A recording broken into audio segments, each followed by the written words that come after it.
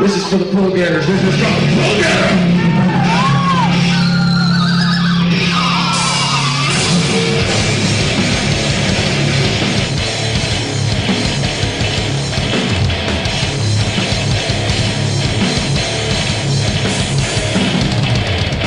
Loving the boys at the P.G.A. house tonight.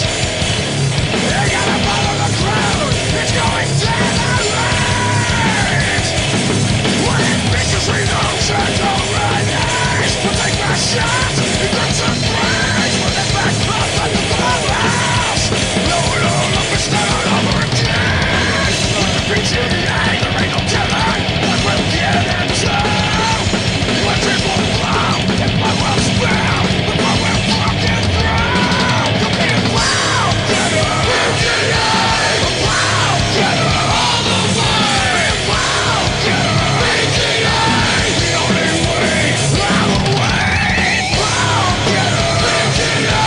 A wow getter. All the way.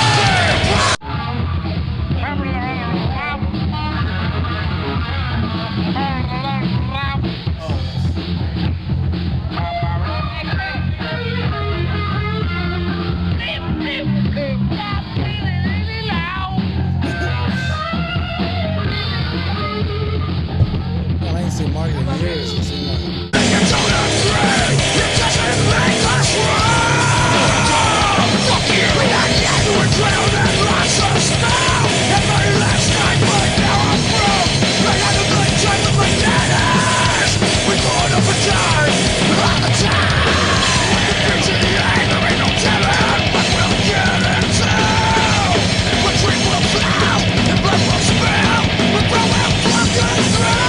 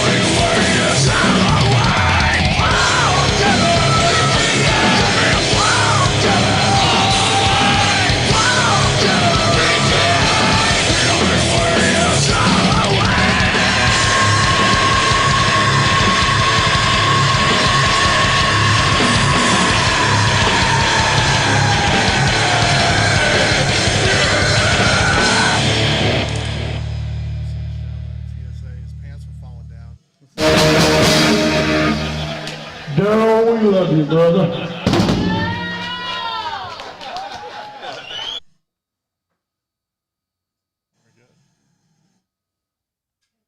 All right. Good evening, everybody. Happy Father's Day to those that apply. I'm here with my buddy Butch, and it's after a weekend of, you good now? Okay, cool. Sorry. Good evening, everybody. Happy Father's Day. On this Sunday, I'm here with my buddy Butch. We've been friends for a really long time. And after the weekend of laying our good friend and sister Leslie to rest, memorializing her Friday night at the Rail Club, pretty beautimous. What'd you think going in there, Butch? It was pretty surreal, right? Like, yeah, that's an understatement. I had a bunch of, I wasn't gonna go, yeah. and then I was like, you know, why not? I hadn't seen her family, hadn't seen Carol, Oh, I'm sorry about that. That's loud, isn't it? and I was glad I did because I seen like hundreds of people. All your buddies, man. That I miss. Yeah, I ain't seen in a long time. Haven't seen anybody for like a year now, right? So, and he's here because he's the guy that introduced me to Leslie back in I'm sorry, 2008. Oh man, one of the best friends I could ever had. You introduced me to. So Leslie was a good friend. She was ferociously loyal. You know, you definitely wanted to be on her good side. They call her CaliTuff for a reason. You know, Pole Getters we started back in 2007, and it was basically a social media thing, right? We all just came together as fans of metal and Dimebag, and we were all local and everything. And we had P.G.A. names, like, people, because back then it wasn't all about collecting data and everything. MySpace was pretty fun, so no one really knew each other's real name, and they didn't for a really long time. But people, came up with their, like, I was Grog, right? I still am Grog. People still call me Grog, and right. And you were just Butch still, like BLS Butch. BLS Butch, that's right. BLS superseded the P.G.A. Like, the fuck is P.G.A.? Fuck them. I'm BLS all the way. But then you had P.G.A. CaliTuff. That was her. So and then you introduced me to her, and then we started the band Evil Struck, and you guys lived together for I don't know how many years. She brought right? Bruce and Pure Muscle Guitar over here. Remember? Scott Shelby. They got all fucked up. Scott fell and hurt herself and shit. That's remember? right. She introduced me to Bruce. And then she brought Alan the next day. Right. I remember y'all did the interviews and shit. Yeah, there's no telling. Oh, yeah, from right over here. Drunk as fuck. When weren't we?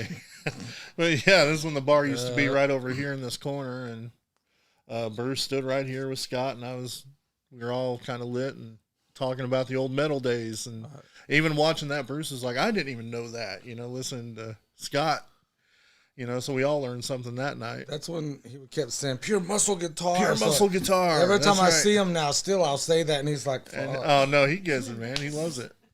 He knows you're old school if you walk up to him and go, Pure Muscle Guitar, But nothing but good times with Leslie, so we're going to get to the memorial, play some songs by the bands that played Friday, and D-Rock's awesome eulogy that he did up there as a tribute. I'll go ahead and read this real quick for those of you that didn't get one. It's one of them pamphlets they hand out when people pass away from funeral homes. Leslie was born to Carol Castro and Wayne Corbin in California. She was raised in Downey and Costa Mesa. She moved to Texas in 1984. Where she went on to become the president and founder of the Fort Worth Rockers Against MS and Fort Worth Rockers Against ALS. She led an extraordinary life, loving and caring for so many, and was adored by anyone who crossed her path. Leslie was a metalhead to the core and was very passionate about music.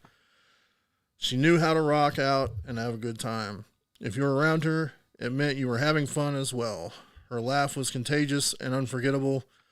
She was a mother to many animals and plants, always caring for someone or something. She was a Cali girl at heart, creature of the sun and sea. She was very close to her family, and she was a loving daughter, granddaughter, sister, aunt, niece, and cousin, succeeded by her parents, John and Carol Castro, sisters Lisa and Shanna, brothers Johnny, Chris, Daryl, and Chad, and many loving extended family members. There is only one Leslie Corbin. She will be sorely missed, but lives on in our hearts, memories, and through the impact she made in her fight against MS and ALS. January 29th, 1966 to June 9th, 2021. And that's a good summary of her life. And I didn't realize that, this is basically what D-Rock read too. So you guys are going to see the same thing. You're going to hear it again when D-Rock gets up there. So that's on me. My bad. But it's appropriate that it's Father's Day, I guess, because my dad passed away in 2008, and her dad passed away shortly after that. And I was working on the job one time. It's like a metalhead job. Like so many people I know had this job because you didn't have to shave your beard or cut your hair. and delivering auto parts from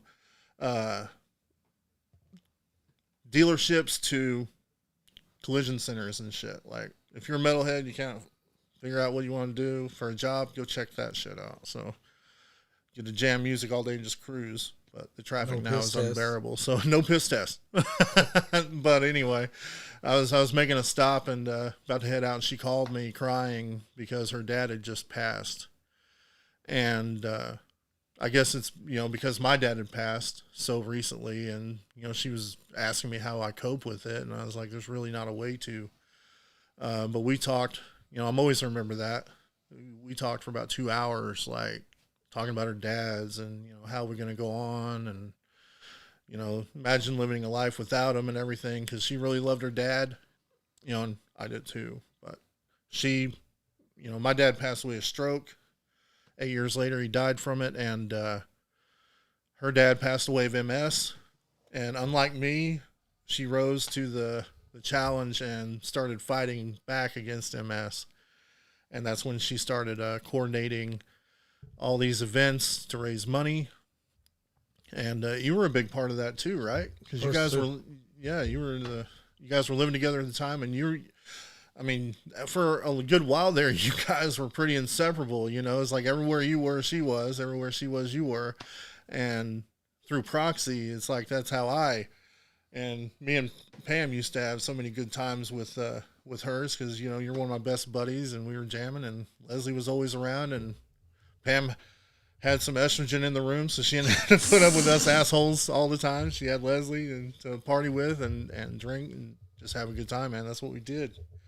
So anyway, I don't want to ramble on too much. If you start off with the eulogy that D-Rock made, and, I did pretty good. I thought I was going to hold my mud, but, you start talking, you never know what's going to trigger it, He's very well spoken. All good?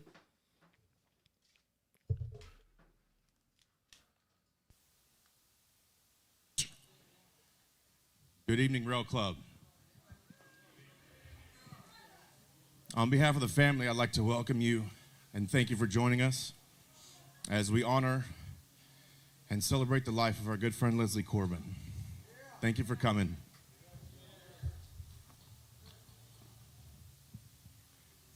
Leslie Corbin was born in Downey, California, January 29th in 1966. She left us here in Fort Worth, Texas, June 9th, this year, 2021.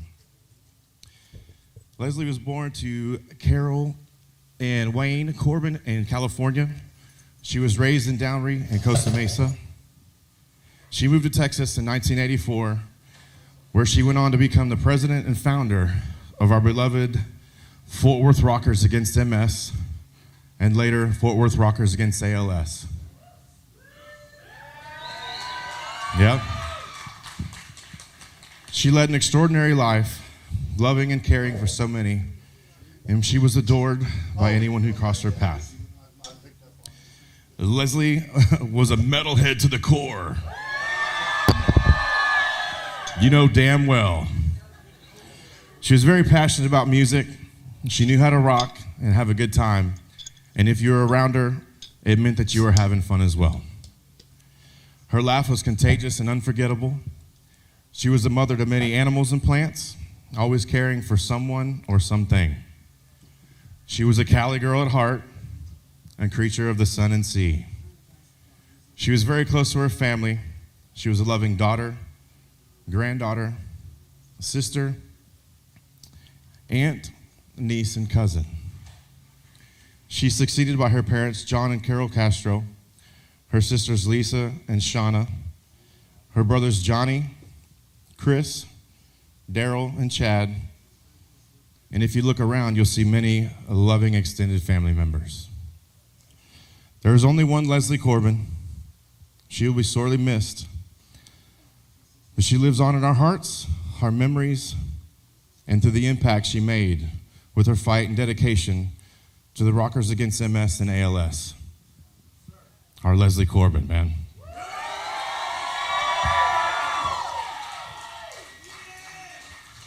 So as most of you can see, we've all got the support, the shirts, the banners, the merch, Most of us spent many years of our lives involved, side by side, dedicated to the causes that she was so passionate about.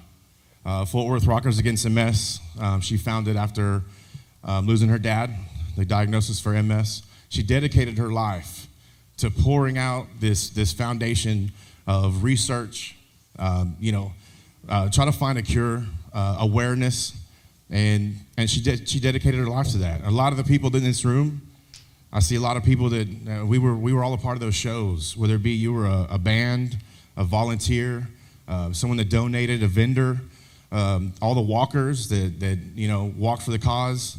I mean, look around. This is family.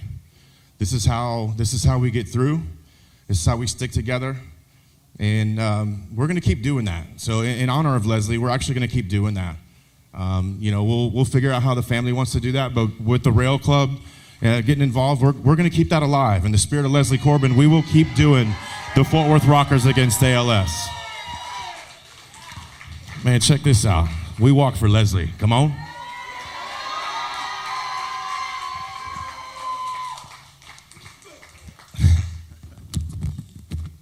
So if you know Leslie, you know she had a big heart, very selfless, very giving.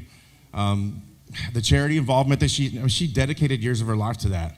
But that wasn't the only one. I mean, if y'all look back, you remember Ride for Dime for several years. She dedicated years of donations and volunteering and working at the shows and just any kind of charities that came up. I think we had In the Pit for the Pit was another one that she was heavily involved with. I think that one was a pit bull research and rescue type of deal. I mean, it was just any kind of charity foundation that she would get involved in. Tornado relief. Come on, man.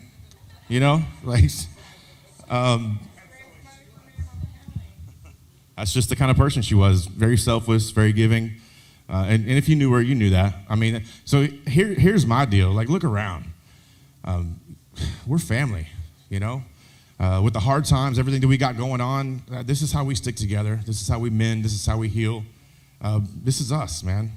Look around. This is our family. I mean, this is our fellowship, and we're going to keep going. So for Leslie Corbin, we're going to keep going.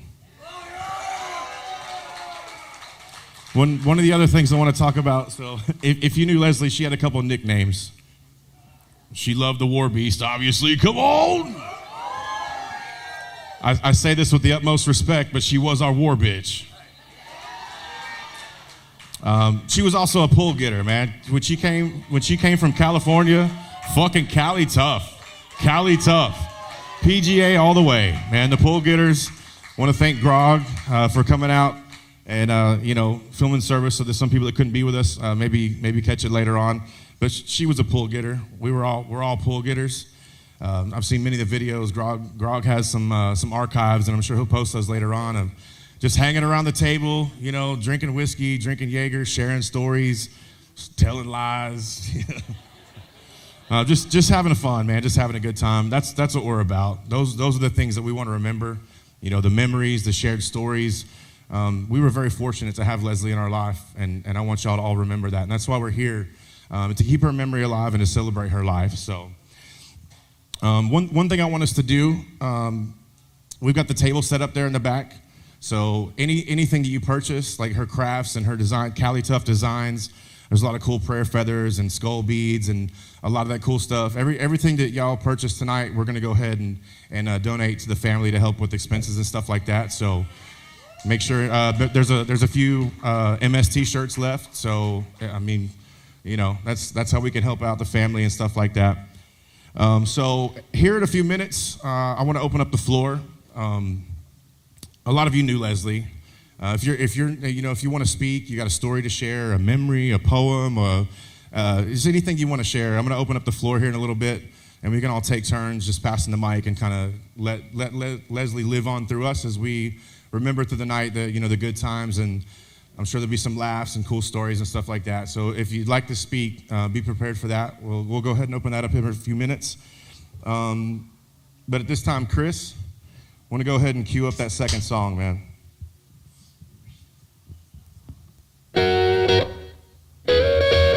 All right, I'm not done with y'all yet, man. I don't know where y'all are going. Come back up to the front. I'm not done with you yet. back to the frets. So here's the deal. I'm going to run through a list of names, but y'all gather back around. So some people that wanted to speak, if y'all got something that you want to share, start making your way to the back. I'm going to go ahead and I'm going to run through a list of names that I want to share with you guys. And this is in no particular order. I just started looking up flyers of previous years of Fort Worth Rockers against MS and Fort Worth Rockers against ALS shows. And I got this cool list of band names that I wanted to share. And this is just a handful of flyers, and it's in no particular order. Please don't be offended if your name's not on here. I wasn't, I was just running through some cool flyers. But I just want to share how many bands Leslie's life impacted and how many bands were dedicated to her cause and donated their time to play one of her shows to, research and help find a cure, awareness for MS and ALS. So if you want to share, start making your way back to the back because I'm going to turn it over here in just a second. So let's look at some of these bands over the years that Leslie's charity helped, just put that awareness on the map. Y'all ever heard of this band called War Beast? Barely. I mean, we got off. I see you. 100 Proof Hatred, man. Of course, I had to put my name on there. Come on. You had to go lay down in the truck after we played. Never heard of them. All right. Well, you will. What's the number? So seriously, Faded Grace, Blacklist, Dead Rising, Turbid North, Whiskey Dick, come on. Turbid North. Chroma, Stillborn, Big Okie Doom, Southern Train Gypsy, Tri-County Terror. Y'all, these names go back years, man. We've been doing this since I believe 2009. It's been a minute. Cadillac to Mexico, 50 Thick, Lapse of Sanity, Chemicost, Brazos River Outlaws, Creeper, Half Stack Heart Attack, Bagger, The Swinging Dicks, Mama, I apologize. Threat to the Enemy, Maleficus, yeah, I saw you. Sweet Tooth, Orthodox Fuzz, Brazos River Outlaws, Exploder, Silo, Interment, Rebel Souls Band, Giant of the Mountain, Red Skies, Ativa Kid, FTW, WTF. Giant of the Mountain. Where's Justin? Good. I saw him. Hellgoat, Motherload, Furnace, Primordius, Horror Cult, Panic, The Gravestones, Into the West, One Room Tragedy, Epic Death, Brought on Fear, Driven to Fate, Kimberly Sutton Band, Earth Rot, Alcoholica, Strength is One, Splinter, Southern Assault, The Klaus Boys, Apocalyptic Warfare, Espiritu Negro, Belief System, Another Texas Murder Scene, Black Star Republic, Black on High, Obscure Oracle, Protest, Our Precious Demise, and Chasing Rent.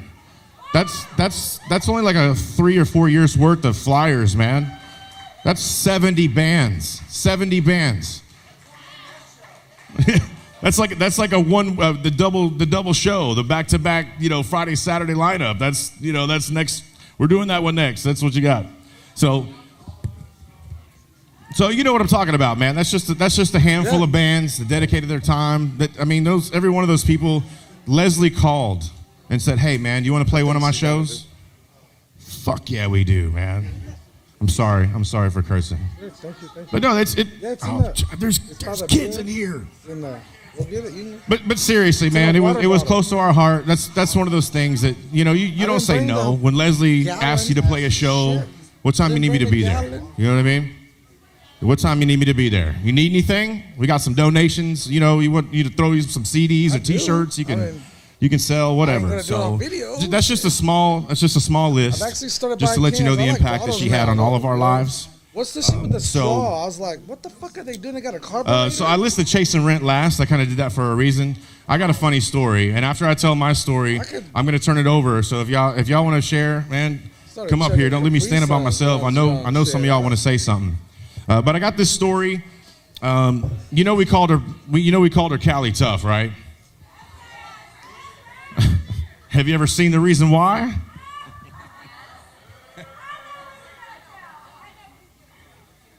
So here's the deal. Let me set the stage. It was a show at Stumpy's in Arlington, Texas. It was a Whiskey Dick and Chasing Rent show. Really cool, acoustic, just a little jam sesh. You know, we had all our tables pushed together like we do. We were just hanging out. I believe Chase, I don't know who was actually on. Was it Chasing Rent? Or was actually on? Okay, so Chasing Rent was playing. Well, I mean, how do I be? So this chick was being kind of friendly with me, right? I didn't do anything, I swear. She's just standing there, she's getting closer. So my girl was like, hey man, won't you chill out with all that, friendly stuff? And she was like, oh yeah, whatever, dude. So she's actually rolling. I don't know if we were live I don't know if they had live back then, but she was definitely recording the show. And the next thing you know, I see the camera goes down, it's got roof up, and all you see is shadows. I'm like, dang, we got a chick fight, dude. Don't bring it up. Let them go. Let's see what happens. So they kind of boxed it out, whatever. It kind of settled down. Well, this random chick runs up to the stage and grabs the mic and starts running her mouth. Dude, no sooner did she start yapping, Leslie comes flying across the stage with a freaking, I don't know what you call that wrestling move, clothesline, knocked that chick clear across the stage. Dude, they flew into Chasing Rent and Whiskey Dick's gear, busted all their speakers, fell over. People were just everywhere, man. Was it a steamroller? I don't watch WWE, but she was, dude, came out of nowhere. Tell you what, man, she took that chick out. Needless to say, I mean, settled down and everything was cool after that. They kicked her out because she was being unruly. Not Leslie, but the other girl. So, I mean, that's just how it went. Like, it was, she saw her girls weren't, whatever. There was a scuffle, old chick. Everything was done. Well, chick started running her mouth. Leslie's like, I got this. Say goodnight. She was a beast. She didn't mess around. Radio edit. She didn't mess around. So that's my Leslie story. It's kind of cool because we actually saw the Chasing Rent guys a couple weeks ago. They have that same equipment. There's like a head impression inside of that speaker. They still got it. And it's got like a boop. So that's what I got, man. We got stories. If you want to come share a story, man, don't be shy. Come on up. Poem, memory, story, whatever you got, we'll do that. Who wants some? Yeah, come on up. We'll do open floor. I mean, anybody that wants to share is more than welcome.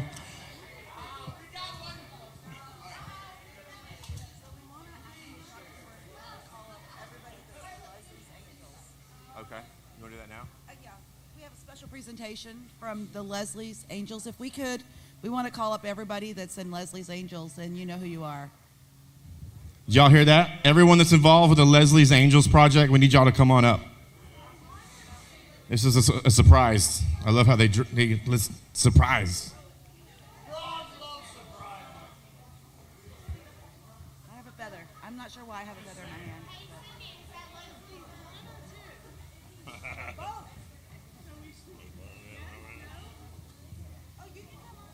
Hey, while we're doing this, you guys got a sec. When we close it out, we're going to do a big toast and a cheers. So if you need to get a cocktail, go ahead and grab one, or a juice box or whatever you're drinking on. I guess I'll try to talk.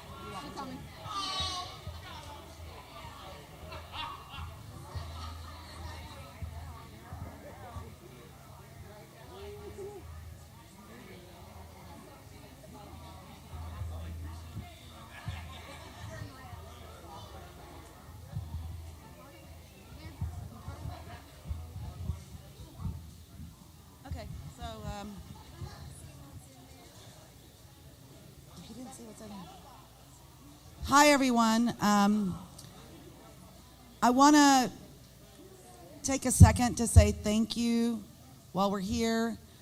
This group is called Leslie's Angels, and this is a group of girls that all consider Leslie to be our sister, and we all got together to help out Leslie in some of the toughest times. So I personally want to say thank you to all of you guys so very much for everything y'all have all done. It's just been amazing. And everything with this memorial today, it's these girls. And on behalf of Leslie's Angels, we're going to be donating, dedicating this shadow box to the Rail Club, which has some CaliTuff items, has the t-shirt from the walk, War Beast. We have a photograph, and this will be on display here forever, signifying CaliTuff. That was a hat that was Bruce's. We gave it to Leslie. Oh, that's Bruce's hat that he gave to Leslie. So, thank you. That's bullshit. I can't hear you. Make some fucking noise right now.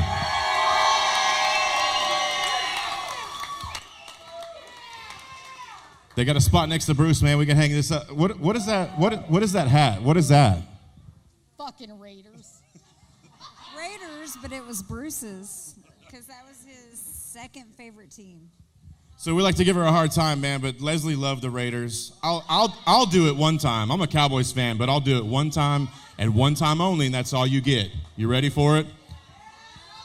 Go Raiders!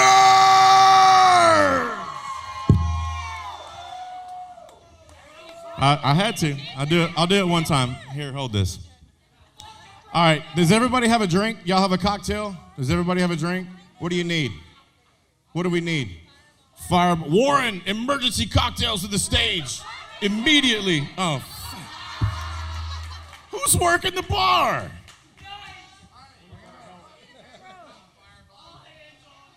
We need a Patron. We need just throw me 3 bottles of random bottles. We'll just go straight from the jug.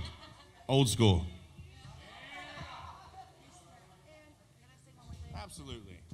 And on behalf of all of Leslie's Angels, we want to also say a huge thank you to the Rail Club for allowing us to do this tonight. This is the perfect memorials. I think this is just how she would want it, and I think this is exactly where she would, too. So thank y'all so much. Thank you. Thank you. Warren, come here. Fuck the government. I'm kidding. I want every single one of you guys to know something. I don't care if Metallica was playing this evening, we would have moved it for this. Hands down. Hands down. This club never belonged to me. It never belonged to Warren. It never even belonged to Buster. This always belonged to every single one of you guys. Every one of you. And we've all gone through hell, and the entire reason why this club lives on is because of you guys. The memories of our friends and our inability to shut the hell up. It's 100% it. It's 100% it. I want every single one of you guys to understand that we didn't come from family, so we built one. We built one. And so like I said, it doesn't matter if Metallica's playing tonight. Of course we had to move this. We fight together. We stand together. We're there when each other needs us, and we say goodbye to one another right here in this room, no matter what. This is never a live concert venue. This is home. So God bless every single one of you, and God bless Leslie Corbin. Thank you, guys.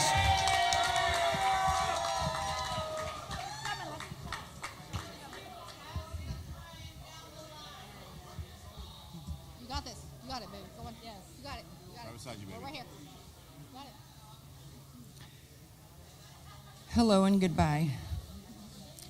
Some have a lifetime, some just a day. Love is not something we measure that way. Nothing is forever. Forever is a lie. All that we have is between hello and goodbye. Go Raiders. No, seriously, I have so many stories with Leslie because, you know, this right here, War Bitch. She was War Bitch OG. She made sure of that. And I agreed to it. But hell yeah. There was so many times we traveled out of town and she would pick me up and we would go meet the tour bus and it was great times. Great times for sure. Take that back over. All right, y'all got something to drink? Where's? I thought I saw the guy. I saw the guy.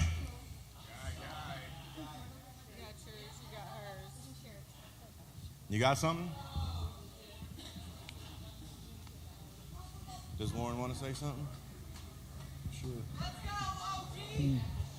Look at all those pretty faces out there. And Andy Biggers, too. Yeah, right.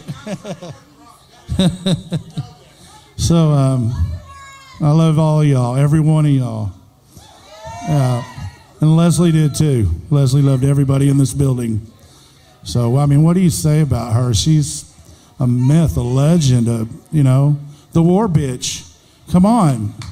I mean, I've known her for a lot of years, back to the Rock Star, whenever we were all out there. I mean, she came to every show, or all the ones she liked anyway, and a couple she didn't. But she was always there for everybody besides the ALS and the MLS thing. I mean, she, like D-Rock said, tornadoes? Come on. I mean, she got behind anything and everybody. If you needed something, you didn't even have to call her. She called you. She was that good. She was that good of a person. And just everybody take 1 minute of silence right now for Leslie fucking Corbin.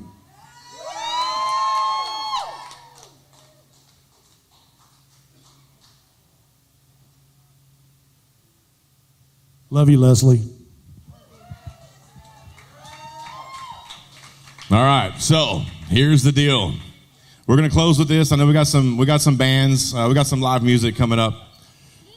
What? Well, come on with you. Come on. Typical Rail Club fashion. Winging it, baby. Hey, man, we ain't never on time. Come on.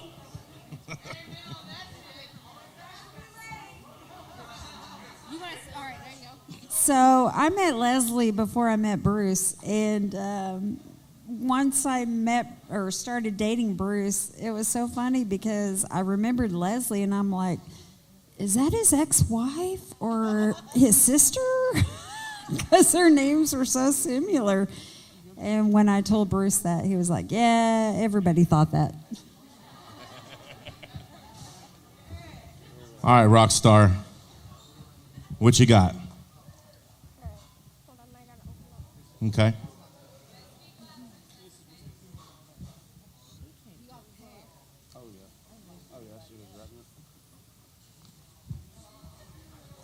Leslie didn't always have ALS. When I first found out she had ALS was at a pool party. She couldn't talk. Then we visited her when we were giving hugs goodbye after my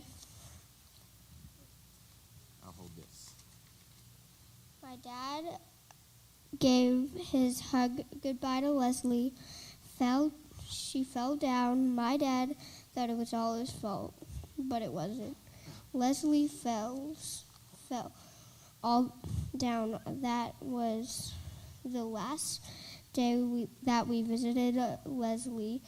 But as we love Leslie, she loves us, and that's the only thing that matters. Yeah.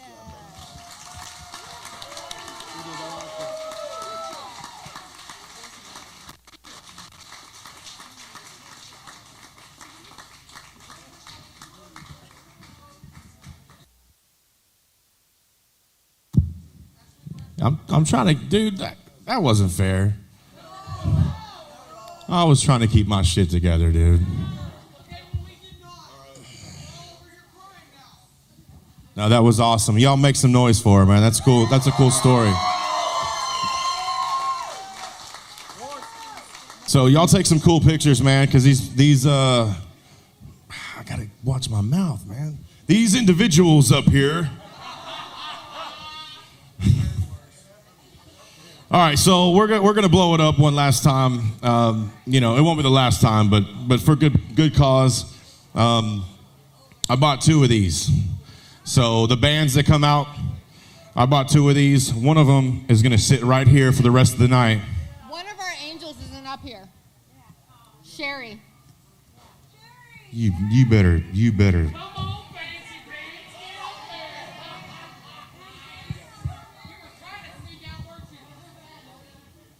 So that shot right there, Leslie's going to sit front row for the rest of this show.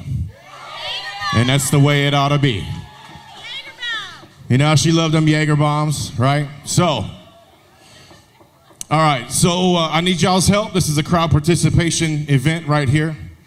Leslie Corbin, P.G.A. CaliTuff, our very own war bitch. On the count of three, we did the moment of silence. Now it's time to do a moment of noise so she can fucking hear us from up there. Y'all ready? 1, 2, 3, Leslie!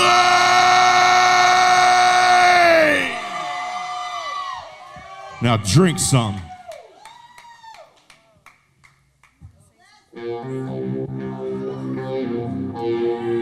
I hope her and Bruce are hanging out.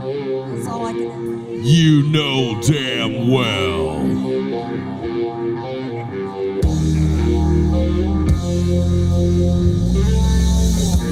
Thank y'all for coming out. We got some bands. Make sure y'all go to the booth, buy some cool stuff.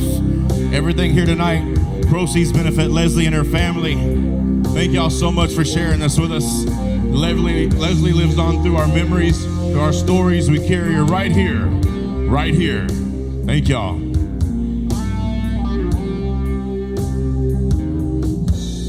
Hey, David Jarvis is going to lead this thing off here in a little bit for some music. And we got a few more bands after that, so y'all hang out.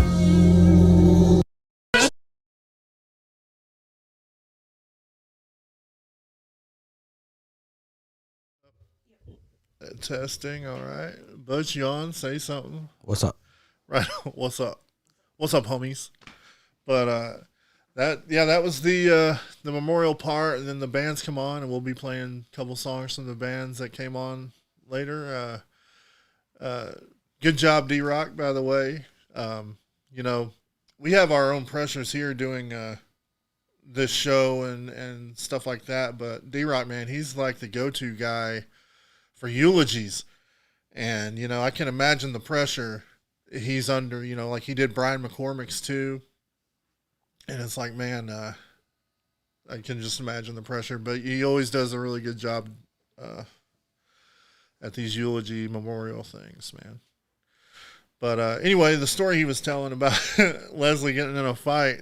Now, you've probably seen a few fights because they did call her CaliTuff, you know, and it's because she wasn't. CaliTuff didn't take no shit. Let's just put it like that. She ain't about taking no shit, and she never did. Even from her friends, you know, it's like if you wronged her, then you know she's gonna let you know about it. But that worked out through proxy for everybody else too. Like if she was your friend, no one else is gonna fuck with you while she's there either. You know, like she had your back no matter what, and you know she can be ferocious, and that's one of the things that made her a great person to me, because there's not many cut from that same cloth. You know, it's definitely one of a kind. But you got to see, I can only imagine the stuff you saw because you lived with her for so long. And, you know. The night I met her, I thought she was going to whoop my ass. She ran into Texas Middle Alliance and Hellgoat was playing at some bar in Arlington. And I was standing there watching, just looking at the stage, and somebody runs into my back with a tray and spills like 9 black tooths on me. It was Leslie. I'd never seen her before. Now she's yelling and cussing and in my face wanting to fight. And I was like, you know. You made me spill my drinks. You know, yeah. I mean, like my back is wet. You ran into me. How did I do that? You owe me 5, 10, 15, 20, she's trying 35. to make me pay for these shots that she just spilled. And I was like, you know, well, who the fuck is this? You know? And finally, somebody grabbed her and talked to her and calmed her the fuck down. And she came back over and she was like, you know, I'm sorry. Let's go do a shot. And I was like, all right. I said, what do you drink? She's like, Jaeger bombs. I was like, what the fuck is that? What? Yeah, No. I never drink. I drank Jaeger a couple times. Like when L7 came to town, they played in Dallas and we did shots with them. But you know, fucking Jaeger bomb Butch, BLS Jaeger bomb Butch was get picked up on Jaeger bombs from Leslie back in the day. Hanging out with y'all and drinking bottles of whiskey every day, I started getting ulcers and started like bleeding. Yeah, and we were pretty broke back then. Leslie's mom, Carol, was like, you know, I mean, I couldn't get out of a chair without help, or walk downstairs. That's how sick I was from y'all Drinking that It rock. was all your fault. Yeah. Hey, when you Well, y'all drink the vodka shit. What was it? The Seagrams. Seagrams, and if we were really broke, a $12 bottle of Windsor. I've never seen the Windsor, but it looks like Seagrams. So after the first couple of shots, you can burned really 3 start holes in pretending my it's Seagrams. esophagus and shit. So Leslie's mom was like, why you keep on? I was like, oh no. She's like, you're a nice guy, you're a good looking guy. Why are you killing yourself? And I was like, I don't know. Because all my friends are. We live for the day. Yeah, that's right. And then Leslie's like, I stopped drinking for like 7 months. And Leslie's like, drink Jaeger. It's not like whiskey. It's herbs. And boom. And then I that was started it. fucking drinking lots of Jaeger. Well, if it's herbs, then drink- I should be a nature boy and drink Jaeger. Yeah, I made the stock for Jaeger fucking soar. Oh, I know. 4, 5, 6 bottles a week. You guys The always weekend, always we have- got 3 for Friday, 3 for Saturday.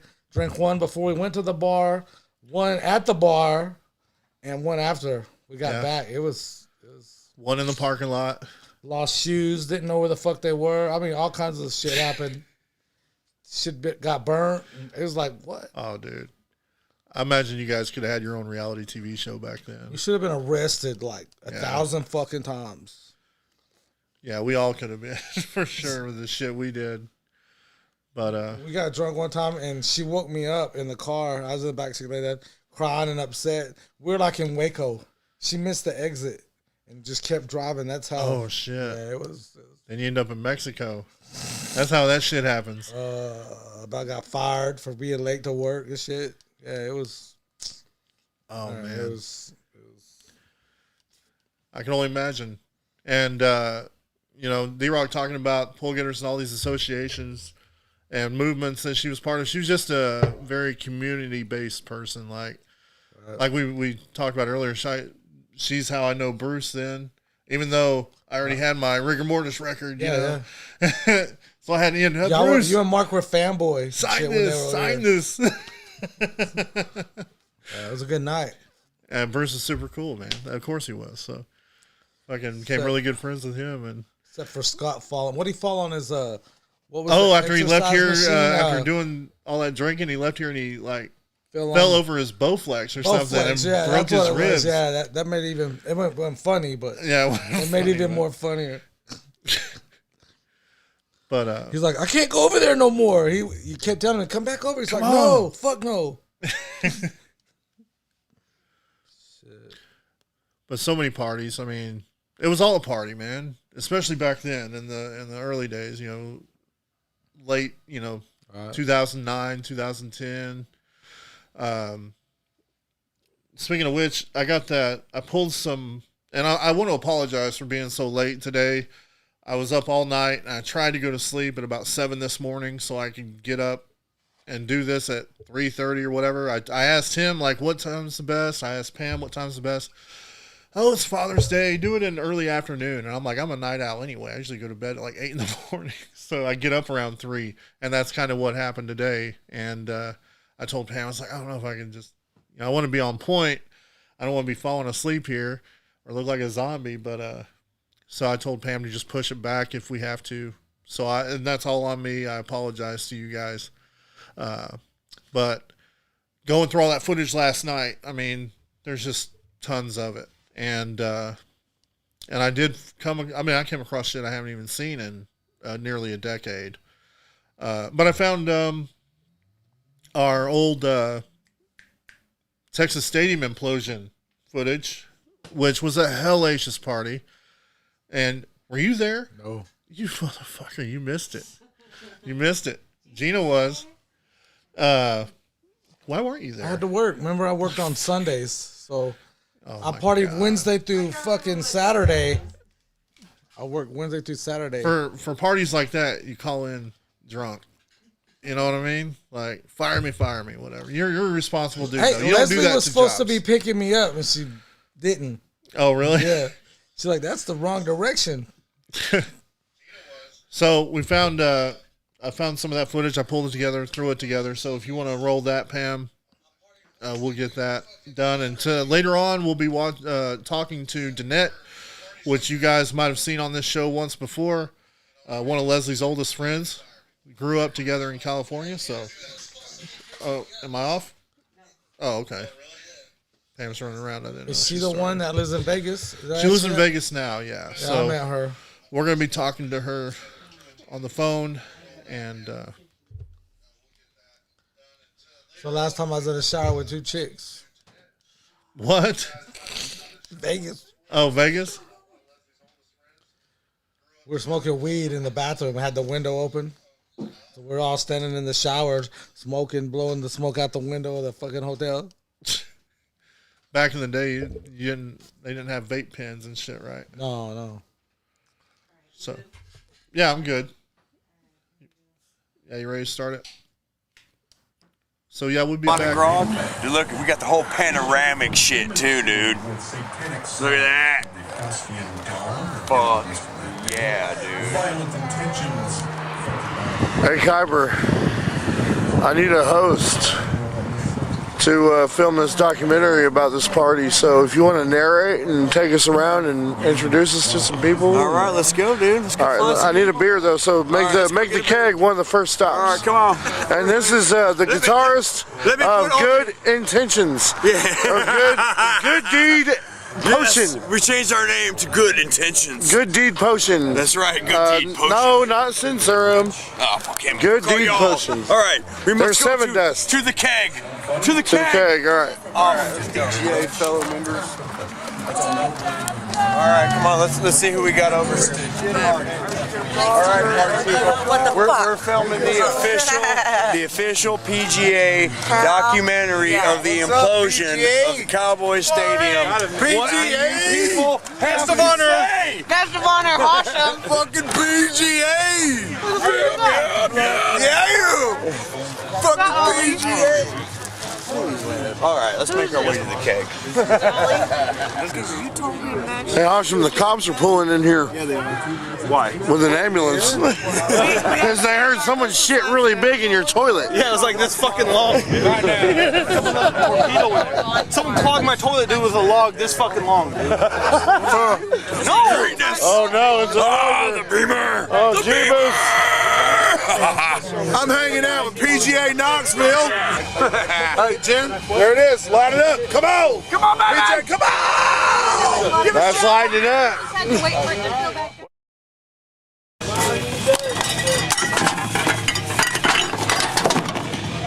Still a fucking bullet. Let's go find him. Now, Take that light off from me first. huh? Yeah, Batman. What's your favorite Xbox game, Bruce Corbin? It's gonna take a Look out behind you! Look, looks like Caleb. Y'all should probably move, for real. really fucked up, man. I'm driving heavy machinery. That's right, baby. Driving like you never did before. Come on! Yeah, baby.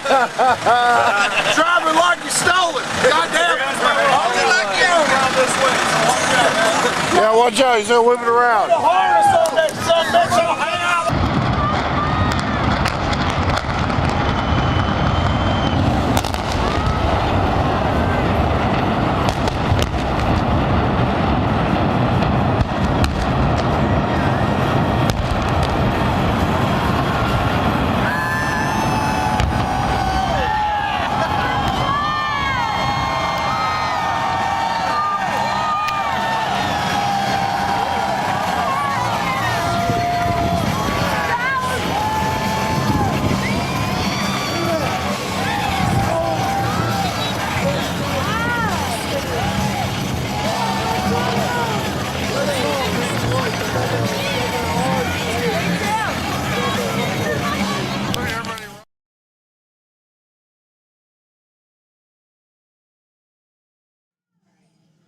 Okay, we're back. All right, let me mute that real quick. So, yeah, 2010. You should have been there, homie. So I had the Golden Girls to work to deal with. The old man eating them warm cookies and that warm milk, watching some Golden I had Girls to before make you go to sleep. tapioca pudding that next day. He's not lying either. That's what's funny I am about not it. lying. So, Carrot cake. cheers, Best one you ever everybody ate. that's hanging out there and drinking. This is my first time to really drink in 2 years. So Me too. Today I'm drinking to remember. So.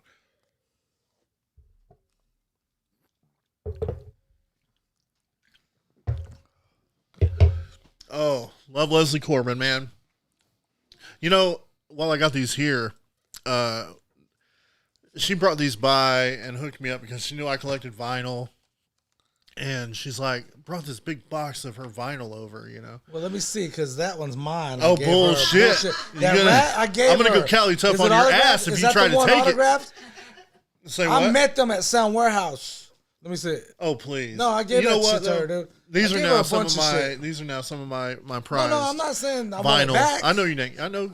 Well, believe me, I knew before you even said something. You ain't gonna try to take shit from me. I knew that. Why would I? CaliTuff on your fucking ass right now. Motherfucker. You best just quit while you're ahead. I've been to Cali. But anyway, with Cali.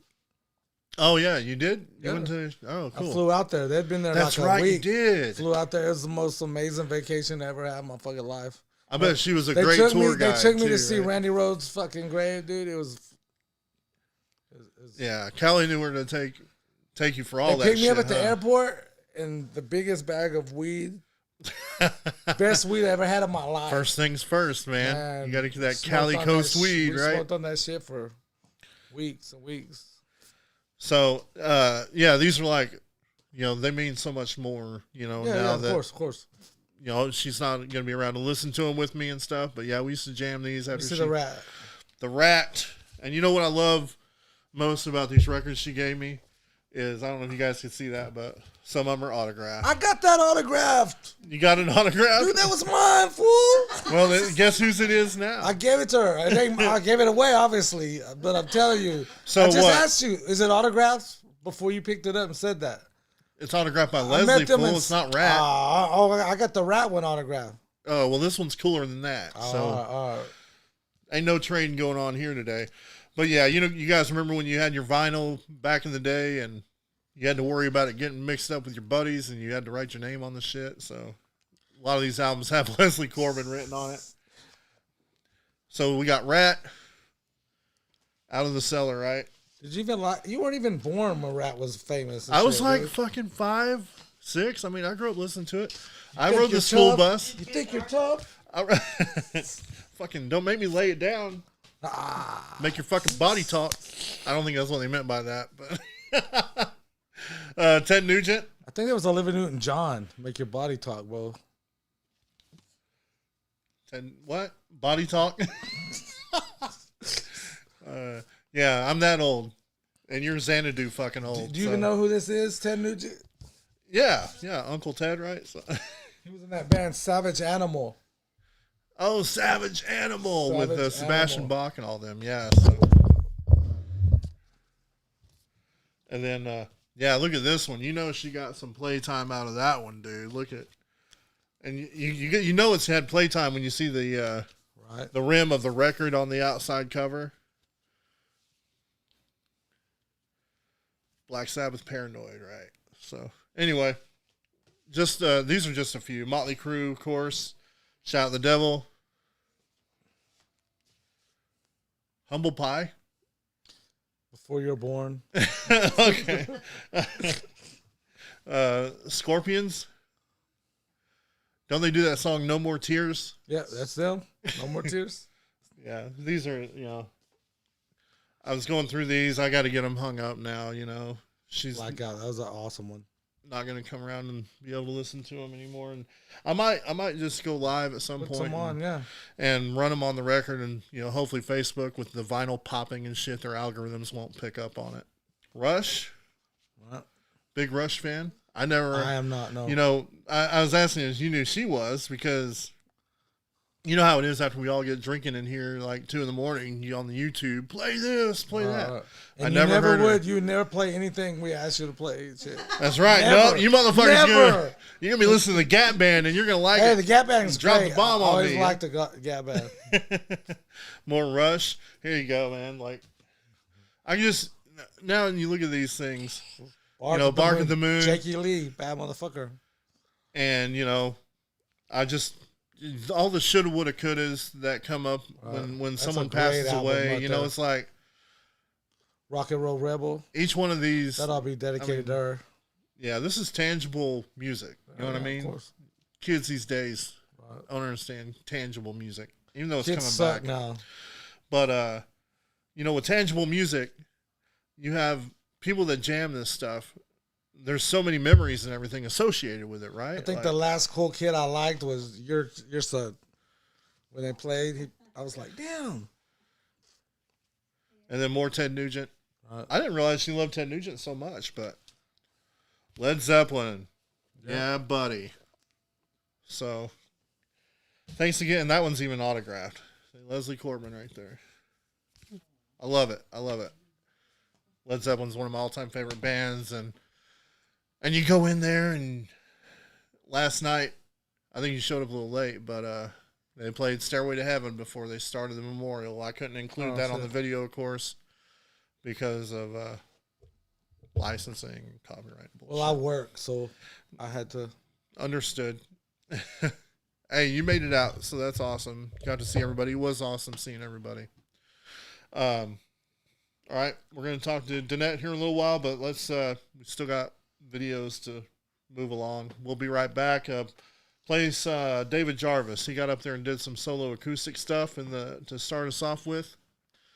And I got them numbered, I don't have their set list, so it's going to be like the name of the band and like the second the name of the band. The second time I met Leslie, she gave me this fucking Randy Rhoads patch right here. Dude. The second time? Yeah. I've had this on everything I fucking ever owned and shit. Awesome. We went to IHOP that night after she wanted to fight me. Hang on. Don't start it yet, Pam. You did? Well, I'll tell you later. Okay. No, Butch got started. No, I'm not gonna incriminate myself. Huh? All right, Butch, you didn't start it. So what were you saying?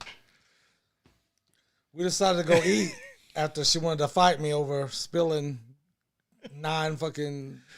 Oh, the night you first black met juice her. on my back, right? Yeah. Okay. We did some shots, and she's like, "You want to go get something to eat?" I was like, "Sure." We went out and smoked, and then went to IHOP. Well, I done spent every fucking dime I had at the bar. So after we order all this food, get the check, none of us have money. Neither one of us. And I would never in my life ran out on a fucking check ever in my life, ever. And the place was packed. It was, it was over there by Rob's. That exit Rob's is on? It was right there before Rob's on over in 360. Euless? No, it was in Arlington, like on 360. Arlington, yeah. Fucking, I was like, oh shit, I had like $2. I just left it as a tip, hot ass. And she's outside wanting to talk, and I'm like, I'll see you later. She's like, no, come here. I was like, no, we gotta go. You're gonna get us popped by the fuzz, man. And that was the only time? Come on. No, we should have been arrested. Sorry, Carol, 1,000 times. So, all right, let's get some music going here, and we'll be back. Evening, y'all. I was told that there's some really good brisket, courtesy of Rob. So if you get a chance, Rob who? get you some. I'm gonna try to keep my singing or my speaking to a minimum because, But another band that Leslie really made an impression on was Dank, and I didn't bring any Dank songs, but. These ones I feel encapsulate how I'm doing,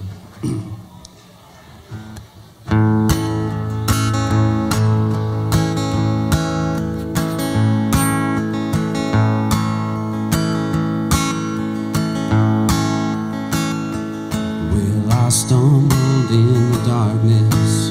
I'm lost and alone. Though I said I'd go before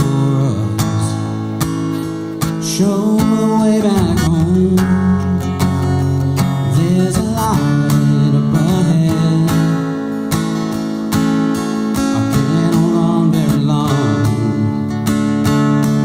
Forgive me, pretty baby, but I always take the long way home.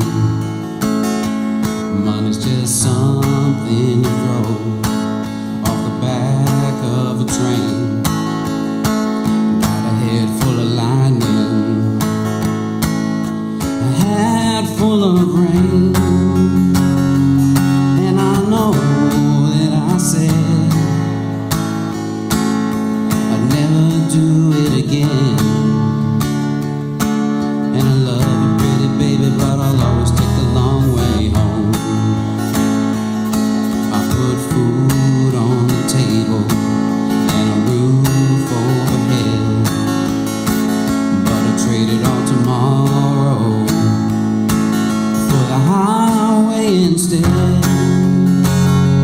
Watch your back, keep your eyes tight. Your love's the only thing I've ever known. One thing's for sure, pretty baby, you'll always take the long way home.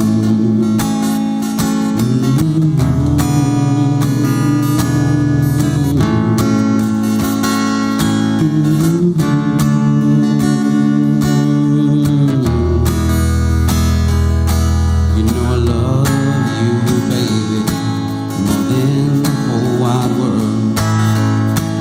You are my woman. Oh, you are my pearl.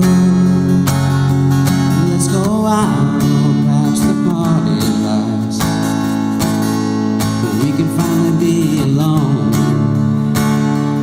Come with me, and we can take the long way home. Come with me together, we can take the long way home. Come with me together, we can take the long way home.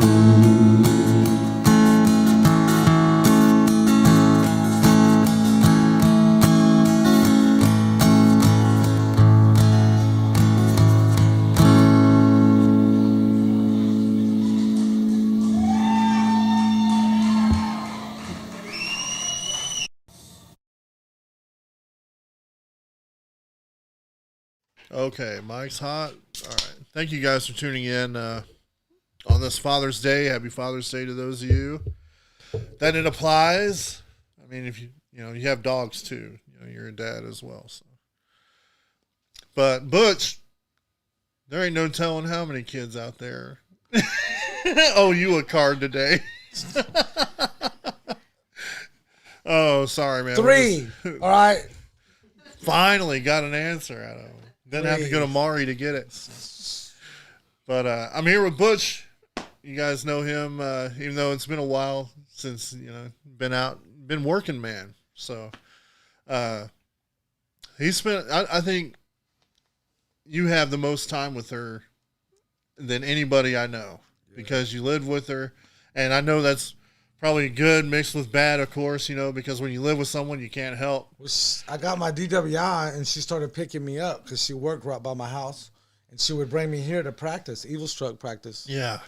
Name drop. But and that's why we got to have so many. We good also times with played her. a MS show. That's D-Rock. right.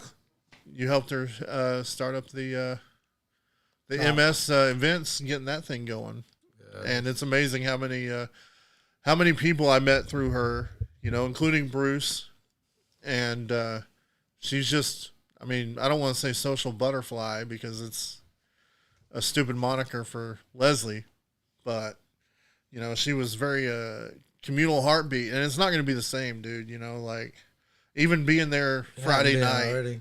I'm up there with my camera where I usually been, and I'm looking down at everybody. I even took a photo, like, just looking down at everybody, socializing, back at the bar again. It's been over a year since I've seen any of that, and Leslie was always there, always. And even though, I really started mourning for her like 4 years ago. Yeah. I remember the first sense I got something was wrong is she came up and talked to me. Doing her hair thing, when she talks, and Right. we're gonna go get drunk after the show, whatever, and this and that. But this time around, it was a little bit different, and I couldn't really understand her, and I had to ask her again, like, what? Oh, okay. And I figured, she might have just done a few too many shots, but as time progressed, we come to find out, this horrible news. And I think a lot of you guys out there, friends with her family, remember that post, and it really hit home whenever I read it that she made. I think she was at Griff's Burgers or something, and she couldn't place an order at the drive-thru, and she posted that, and that was like a big turning point in this whole fucking situation and the development of it. So that was just heartbreaking. she had to drive away because they couldn't understand her at the drive-thru. So the last time I saw her drive was at Aussie, right? Like we were at Aussie and, you know, hugged her goodbye and she drove off and I haven't seen her drive her vehicle again. And I tell you what, that vehicle I miss, you know, even seeing in the parking lot because you knew when you drove in, you see that blue ride and it's got like every decal from every band in Dallas-Fort Worth on it, every metal band anyway. You knew you were in for a good time, dude. CaliTuff's in the house. So you rode shotgun in that van. I don't know. You ever Shit, had I drove home. I was pilot. I'm like, I'm the drunkest motherfucker here, and I'm driving home. Oh yeah, yeah. We have a few. We'd always pull into my job because I live next door. My job was next door to where I lived. And I always pull into my job and do donuts in the field. Shit, and you better not flip it. A couple times she made a couple people vomit I made a couple people vomit in their back seat because we were doing the donuts. Yeah, she was fucking pissed. You clean that shit up. Bullshit. Oh man, I can just hear her saying that too right now. She told me on my birthday, you threw up my Jeep. I'm like, what? You threw up in my Jeep? Yeah. Told me to go clean it up. I went out there. There's like a little bit of. I was like, what? Where? Oh man, yeah. I mean, we're all gonna miss her horribly, man. It's insane. It just doesn't. Even though, you know, we've known this time's gonna come. It's just totally different when it happens, and you know, you're faced with reality that you know this is real, and it does suck.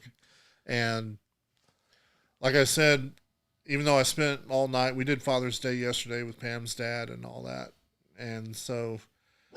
As soon as I got home, I started digging through archives, you know, and then I was editing the memorial footage Friday, and so much stuff I still couldn't even get to. I imagine.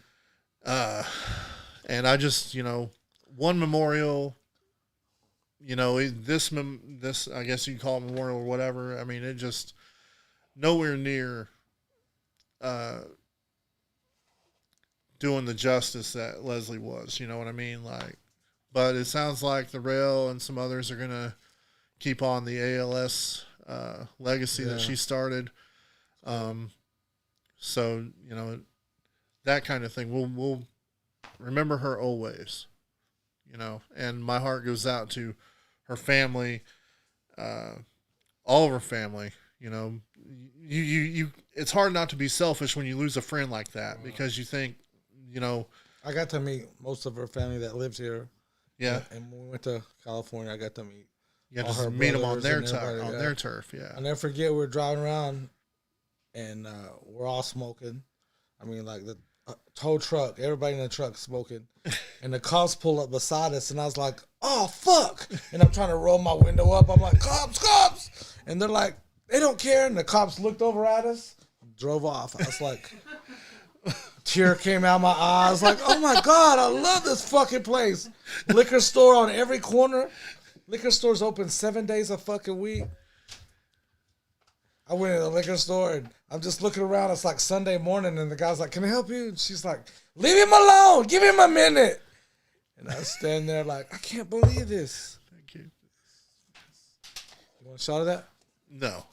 Come on, it's good. It's good. Just one shot. Cheers. I'll do this with you. All right, bro. Cheers to you guys. To Leslie, absolutely.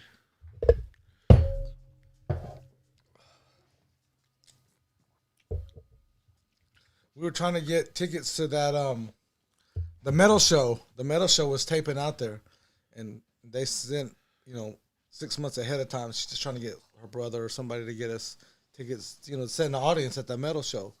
You know what that is? The VH1 thing. Yeah, it had the comedian and the other guys. Always had some rock stars on there. Okay. And we got there. And it was fucking Dr. Phil. She was so fucking pissed. What? Fuck Dr. Phil. Oh, when you were in California? Yeah. Instead of getting the metal show tickets, they got us Dr. Phil tickets. So you and Leslie were in a Dr. Phil? We did not go to Dr. Phil. She would not let us. But we went to like You know those guys buy all the storage rooms. I forget the name of the show. Yeah, Storage Wars. Yeah. Yeah. So we went to a few of their places. You know what I'm saying? Got to see Jared and Brandy. Yeah. We saw them, and then the guy I never everybody knew this. Did you? the guy everybody hates, the older dude that always would buy shit and piss everybody off. Daryl or whatever. No, not Daryl. The guy with the hat. Oh, yep. That dude. Yeah, I we do went to his fucking hate place. that guy. Yeah, it was, You met him? well, we saw him. I didn't okay. want to meet him. But then we drove to Vegas, right? And that was amazing. You know, fucking, I've never been to Vegas before. We get there. No shit. And it's fucking, you know, it's Vegas. It was awesome. And a friend of ours, Hugh Christensen. Yeah, picked us Hugh up. Chisholm, right? Chisholm. Is Yeah. that, I don't know. He's got like 6 names. I Yeah, don't he know. does. He does. He picked us up and he had like 9 different kinds of weed. I know. Strawberry this and this and this, and we was just lit up, right? And he was taking us to all the cool places, you know. And we pull up at the Kiss Mini Golf, whatever the fuck it's called, you know. And Sebastian Bach is standing outside doing autograph signing and shit, right? And Leslie starts heckling his ass, dude. Oh no. Starts talking shit about his hair. I don't and see shit, any dude. Skid Row records in here. No, there ain't no Skid Row in there. And he's like, fuck y'all. Sebastian Bach is flipping us off. He's getting in the limo and shit. It was fucked up, dude. Vince Neil owned the strip club across the street from the hotel that we were staying at. Yeah. And she's like, go over there and see if he's in there. And I'm like, and do what? Drag his ass out and shit? What the fuck we gonna do? So I go in there and I'm like, She put you on a reconnaissance she's mission. calling me and texting me, what the fuck you doing? I'm like, it's a strip club. What do you think I'm fucking doing? I'm in the champagne room, bitch. Get the fuck out of here. So I'm gonna need some ones. You got any ones? Fuck you. She sent you in there in the first place. Yeah, shit, Vince Neil was in there. I was like, man. Vince Neil's. The last thing I was doing was looking for Vince fucking Neil. You know what I'm saying?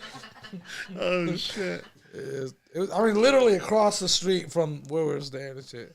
And then, like, the next morning, you know, because we couldn't, like, smoke in the room, so we had to drive around a little bit. I'm like, hey, you want to go see if Vince Neil's over there? Yeah, all of a sudden Butch wants to go to Vince Neil's place. Hang out in that champagne room again. Yeah, that was the best vacation I've ever been on. I've been to Hawaii a few times. Yeah. You know what I'm saying? But just, that was, Wow. it was.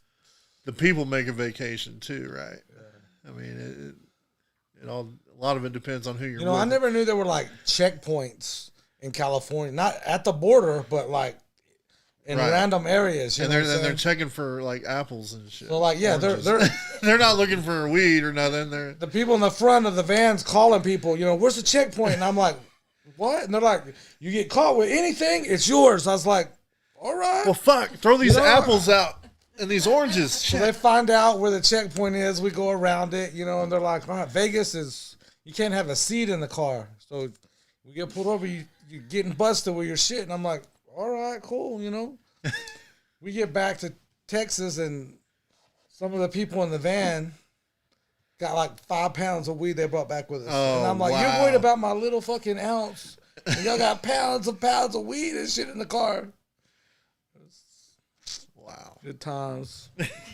High times. And what year was that? Like, was it early, probably like 2011, 12, something like that? I don't fucking remember. I know, right? That's a stupid question. I have to look it up. It pops up all the time. I mean, that time just goes by quick. We went to a wedding. Gene Simmons was, well, the fake Gene Simmons was doing the wedding. It was and Jim shit. Simmons, right? Yeah, right. I was like, ever get married again? Gene Simmons is gonna fucking marry me. Thank God I didn't get married again. Dodging bullets, homie, right? I just got divorced. Yeah, but I mean, how many times you're going to be married? None more, no. That's all I've ever heard you say. Go ahead and play. Let's get a video going. Let's do a Tower High. And then we'll come back. Glenn Morrison Band played. Tower High. David Jarvis. Danzig. Should have played. All right, did you start it yet? Jamming She's Seen up there in heaven. Up there jamming with their heroes. Dime, Vin, all of them. We are Texas band right here in Fort Worth. We're Tower High. We're going to rock and roll for you. Let's do this. Putting me together. I'm falling apart. Well, my head's all fucked up. And so is my heart.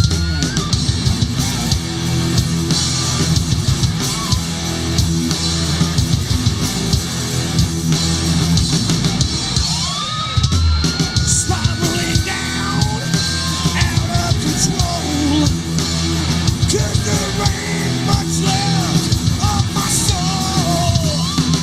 Take my hand and you will see this world through my eyes, pure insanity.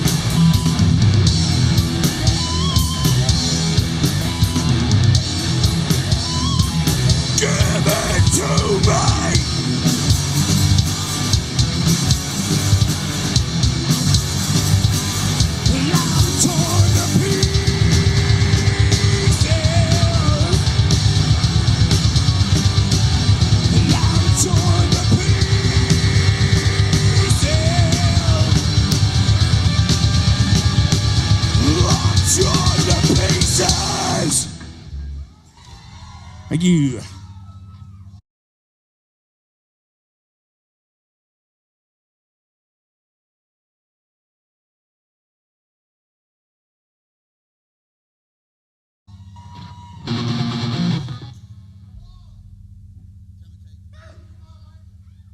Here's a little song for us.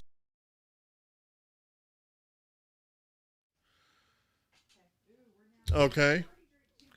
We're kind of taking a booze break right now. Or what, you go on to another video? Oh, yeah. I'm seeing something different than what I'm hearing. All right. So cheers, everybody. We're here talking about Leslie Corbin tonight. Our good friend, our good sister. There you go, Pam. You know, it hasn't hit me yet, like, missing her. Because I've missed her for a while now, you know, especially since, she's been on a feeding tube for like 2 years, right? And when me and Pam, with COVID hitting, my mother just died last March, and we did her funeral thing at Rob's Billiards in Euless. Thank you, Rob. And like the day after, 2 days after, they did the lockdown nationwide. So it's like, boom. And me and Pam took that shit seriously. And I don't care if it was the flu, because I've had the flu and I fucking hate the flu. Even if it was a flu that was being transmitted that easily, I still would have stayed my ass home if they let us. You know what I mean? I still would wear a mask, like, even if it was just a flu, let alone a global pandemic, you know. I just hate getting sick. But, so we took it seriously. We stayed home, did our thing. But, when we got vaccinated a couple of months ago, 3 months ago, we talked about it for months, right, Pam? Like, first thing we need to do is go see Leslie. Because we knew she wasn't doing good. We knew we haven't seen her in a long time. And she wasn't getting out and about like she was. And it's like, first thing we need to do is go see her. So, that's what we did. And we went and saw her. It was like, 3-4 weeks ago now. And,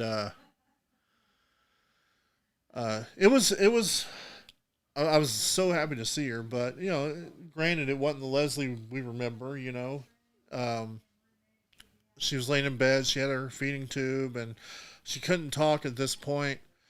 And we just went in there, man. We hugged on her, you know, loved on her. It's like, you know, we miss you so much. You know, we love you. You know this. And she got up, and this is CaliTuff, man. She wanted to get up out of bed and give us a hug, because ALS wasn't going to rob her of that. And she got up and she hugged us all, everyone in the room, and she wanted to show you her bathroom, Pam. It's like, come and look at my bathroom, you know, and you know, her room looked like Mardi Gras. You know, she was huge on New Orleans, you know, Cali girl, beaches, you know, beads, all that stuff, you know. And, you know, we got to say everything. We've been, you know, loaded up at once and told her we loved her like, you know, 20 times, and we missed her. And when we were saying goodbye, you told her, Pam, like, we're looking forward to seeing more of you. You know, like, we're going to be back here. We're going to, you know, be hanging out with you and seeing you again. So and then that was, you know, you never know. But I feel so blessed that we had that opportunity to do that. And, but whenever I remember her, it's going to be dancing with her at the front of the stage, banging our heads at the front of the stage, Whiskey Dick Show, whatever, you know, Ride for Dime, all, you know, whatever band was playing, you know, she was always at the front, swinging her hair around, that signature CaliTuff hair, swinging it around, you know, hair I wish I had. Sebastian Bach hair. You know what I mean? But, man, what a sweetheart. I love her so much, and I'm going to miss her. Gina Corbett showed up, and she's going to jump on camera and say some things, because she knows shit about the war bitch that I don't know. She mentioned at the memorial that she introduced her and Bruce as well, right? Like, she introduced Bruce to Gina. And, you know, she introduced me to Bruce. So, I mean, it's like, that's the impact. And no one else, I mean, who else does that? That is a social link to so many people. You know what I mean? And it's a beautiful thing, man. And when someone passes away, and there's been so many with the Pull Getters Association, you know, which is just an idea. And it's non-exclusive. You know, we're not cliquey or whatever. You know, it's like if you're a Pantera fan, if you're a local metal, you know, Texas metal fan, any metal fan, really, I mean, there's really we didn't lay out any guidelines or whatever, you know. You're a pull getter, you're a pull getter. And she knew that. But, she, you know, you see her wearing her shirt all the time, and she was 100% about it because it meant community.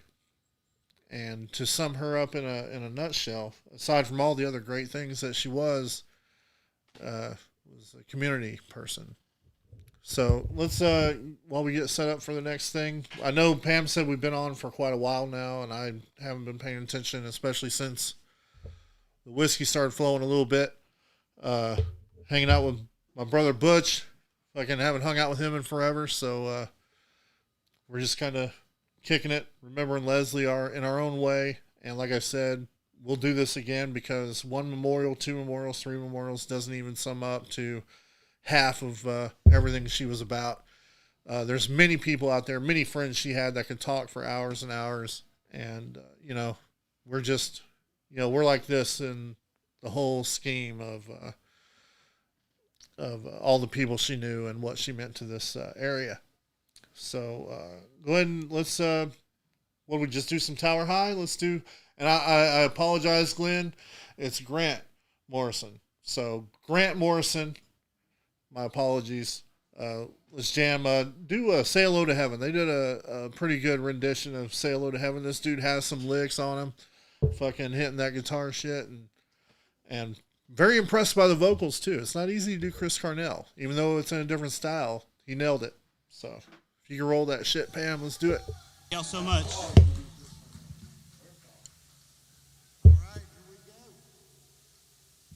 Selling some feathers over there, man. Some stuff that Leslie had made a while back. I don't know how much they're going for, but I'm tempted. I'm really tempted to buy one. I spent a lot of time with Leslie over the years, and in her later days, man, it was always nice even to just get a Facebook message back or a reply or anything. You only get one lifetime, man. The people in your life are not expendable.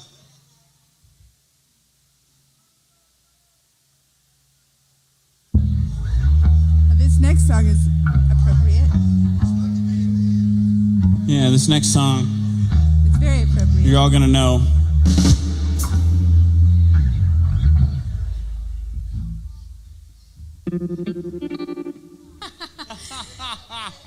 Hope the alcohol's kicking in, man.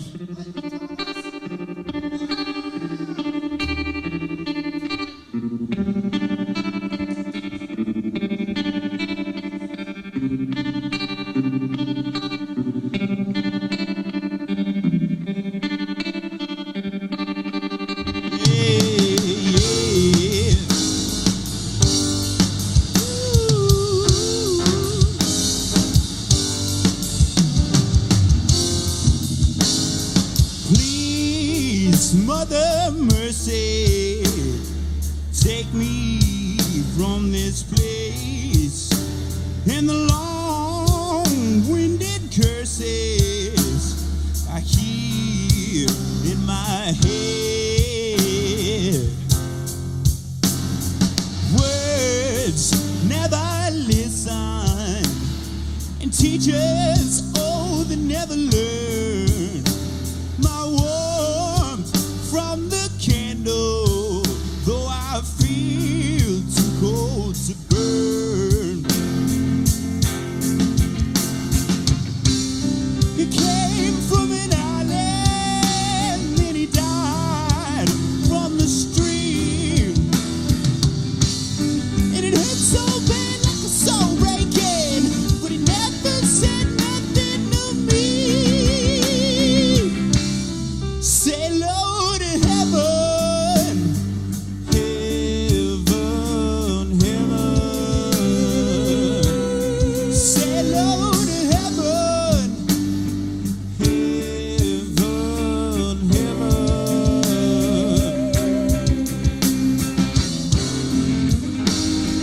No, like a baby, lost like a prayer. The sky was your playground, but the cold ground was your bed.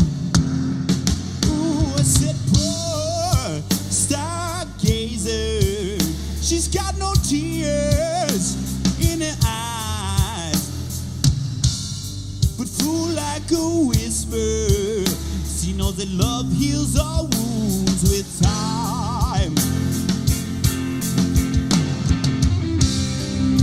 What seemed like too much love is never enough. Yeah, you better seek another road.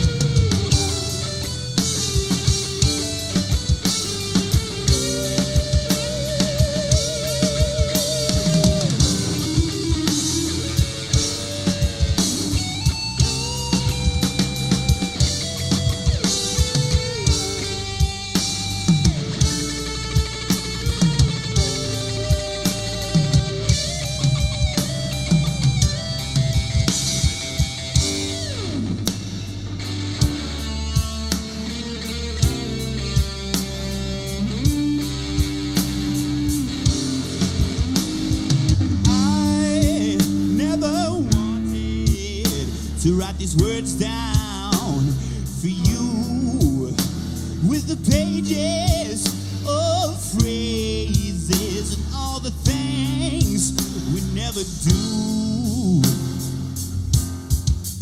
So I blow out the candle and I put you to bed. 'Cause you can't say to me now how the dark broke your bone. It's just one thing left to be said. Oh, say hello to heaven. Help me out, y'all. Heaven, heaven. For Leslie, say hello to heaven. Heaven, yeah. Say hello to heaven. Heaven, yeah. Say hello to heaven. Heaven, yeah. Let's keep singing it.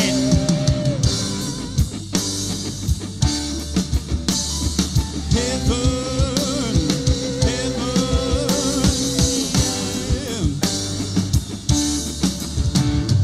heaven. Sing it with me. Say hello to heaven, heaven, yeah. Say hello to heaven, heaven, heaven. One more time for Leslie. To heaven, heaven, yeah. All right, let's do this. Here we go.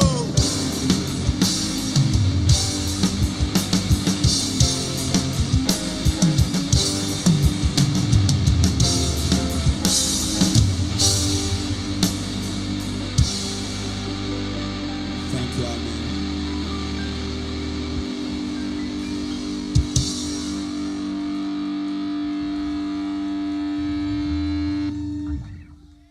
For Leslie.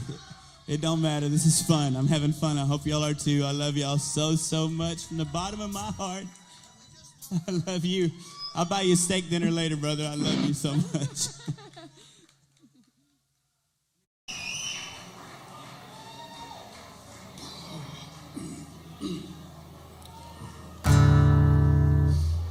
I'm only doing a few songs.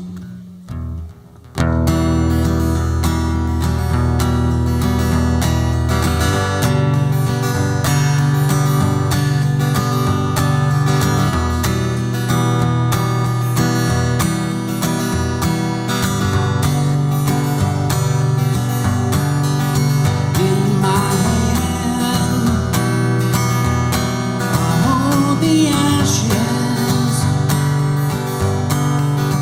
In my veins, like beer strong. In my chest, I can guess this. In my way, set in some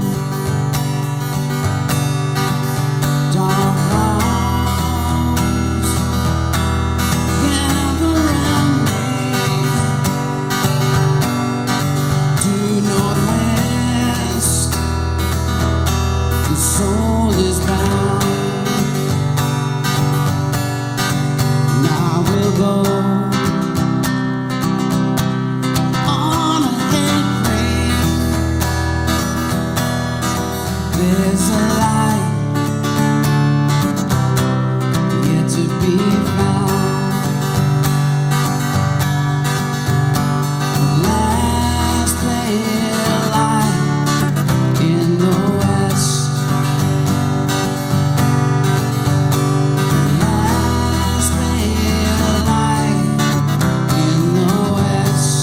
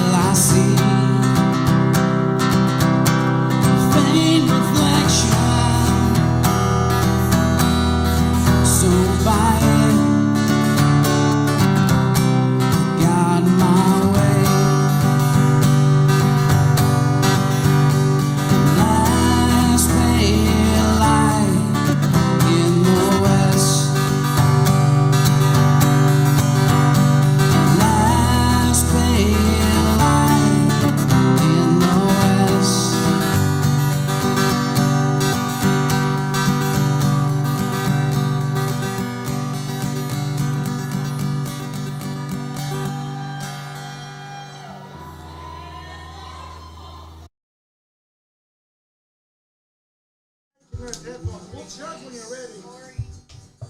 Oh, okay, we're back. All right, sorry. Oh. We're kind of getting set up here. Take You guys my hair down. busted. That's all right. Oh, it smells good though. Okay, there we go. Busted. Pam came back before we were ready. So Butch, you've changed since last time. How'd you do that? You got skin tape suit. But anyways. This is my other version. Oh man. Yeah, he's over there. Yeah, big one. But anyway, yeah, we were talking about Gina Corbin, everybody. Introductions first, you know. Good friend of Leslie's as well, if in case you didn't know. Now you know damn well. Yeah. Married to Bruce Corbett. Good friend, good Widowed. people. Badass. Unfortunately widowed. Unfortunately widowed, yes. Yes.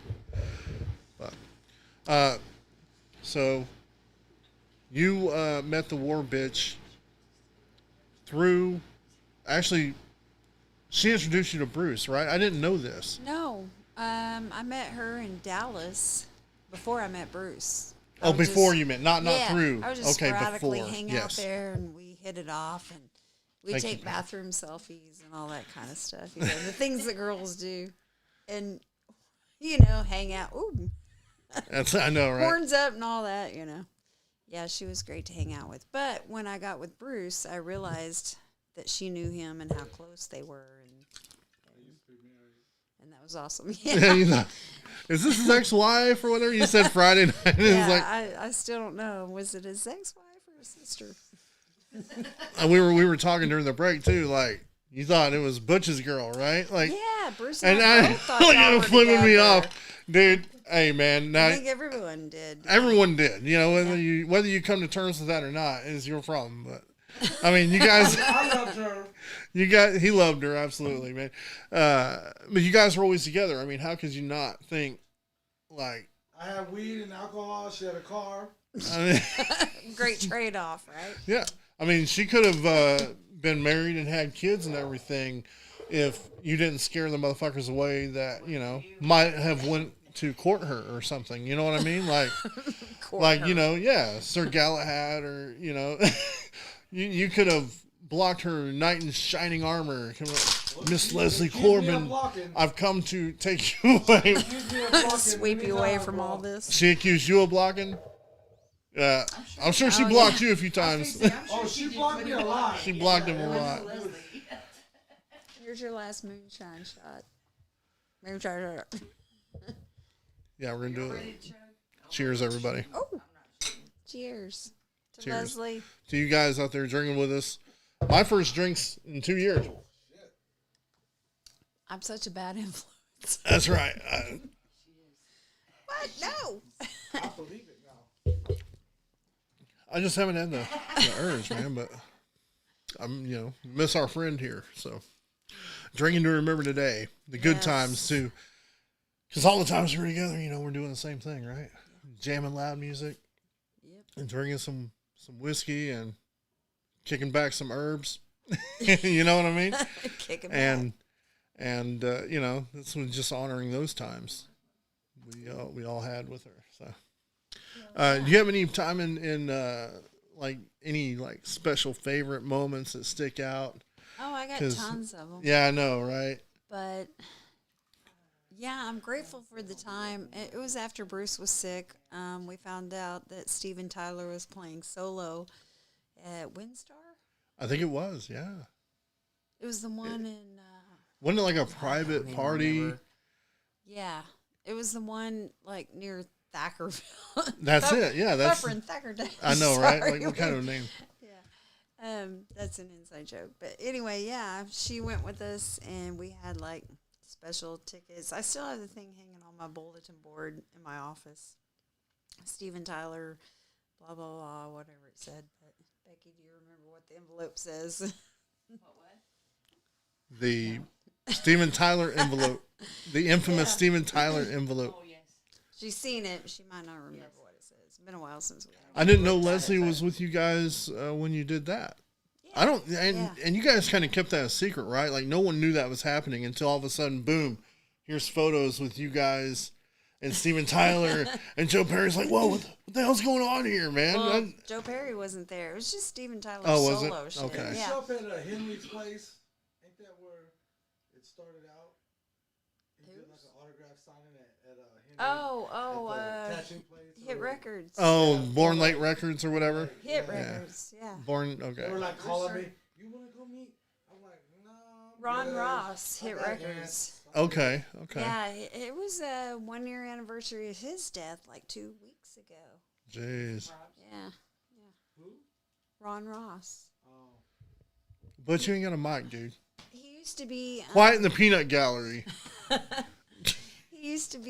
Ron used to be the roadie for Aerosmith back in the day, and he opened that record store. I mean, he used to go out with like Lita Ford and Joan Jett, I guess, before she rediscovered herself. Oh, really? And Lita Ford, I don't know, Blondie, he dated all the hot, old school chicks. Yeah. Right on. So, anything else? Deborah Harry's still hot. Any other? Yes. What? Deborah Harry's still hot. Deborah Harry? Grady does the blondie. Oh, okay. I didn't know you were a Deborah Harry fan. Blondie? Yeah. That's the moonshine talking. Rapture? He's all like, oh, I love Rapture. No, yes, of course. You're stealing cars in space and I loved Mars. her too. She was like, a little bit of inspiration for me. Her and Farrah. Anyway, no, one particular time that stands out is when War Beast was going to play in Houston, and Leslie came by and got me, and it was Leslie, me, Morgan, Philip, and Brenda. And that was a crazy drive to Houston. Okay. Yeah, because that's a good 4 or 5 hour trip. Okay, usually I overpack. This time I didn't bring anything, just what I had on my back, And as soon as we pull up to our hotel in Houston, I take one step out of Leslie's Jeep, and all of a sudden my shoe breaks. Oh. And I'm like, I have no backup. Murphy's The first Law. time I had no backup shoes. Yeah, so there's a picture of us somewhere we're all like trying crawfish for the first time, right? And my broken boot is in the center of the table because we were all discussing it, and we put it in the center of the table and then tried crawfish. There's pictures of us like, all disgusted with crawfish and stuff. Oh, Anyway, man. Larry Holmes, he taped that shit up with duct tape like nobody's Well, business. I mean, that's Larry Holmes, dude. It got me through the evening. Yeah, I mean, he's like the dream roadie for anyone that needs a roadie. Like, he can make shit happen. Well, after that, he was my cobbler. Larry Holmes, the cobbler elf, man. Fucking, you broke a shoe? Me fix shoe. Me fix shoe. Right? Tink, tink, tink. Shoe fixed. Yeah, we definitely got to do a show with that guy, too, because, I mean, I can imagine the stories he has. I mean, we had, Scott and Rick on here, and he was like, they were even saying, like, Larry needs his own show. It's like, I probably don't even have to say nothing. Larry. Just, huh? That's our slogan. God damn it, Larry. Everything Yeah. he does makes That was me the wanna slogan say that night, too, whenever they were on. But, so, yeah, we definitely, I know you got so many stories, and we definitely got to do this again with you. And, you probably got photos to validate all the things. So I hope you come back on here sometime and we, do a deep dive into the war bitch. We got the CaliTuff going, but, the war bitch, because you guys went on tour with all them. All over the place, and you guys have road stories that people don't even know about. So I hope you come back on here sometime and we do the War Bitch road stories with War Beast and Bruce and everything, because I didn't tour with you guys. I'm interested to learn myself. I want to hear them personally. So thank you for jumping up here and telling a story or two, and I hope you come back. We love you, Gina. And play a video, and then we'll get hold of Danette, because we've been on for quite a while now, and we should probably start winding down. So, thank you guys for tuning in. Awesome. Here's a little song for us Texas folks and everybody else, I reckon. Brett, should we do this, sir? When I die, I may not go to heaven, 'cause I don't know if they let cowboys in. Well, if they don't, just send me straight to Texas, 'cause Texas is as close as I've been. God bless Texas. We love you, Leslie.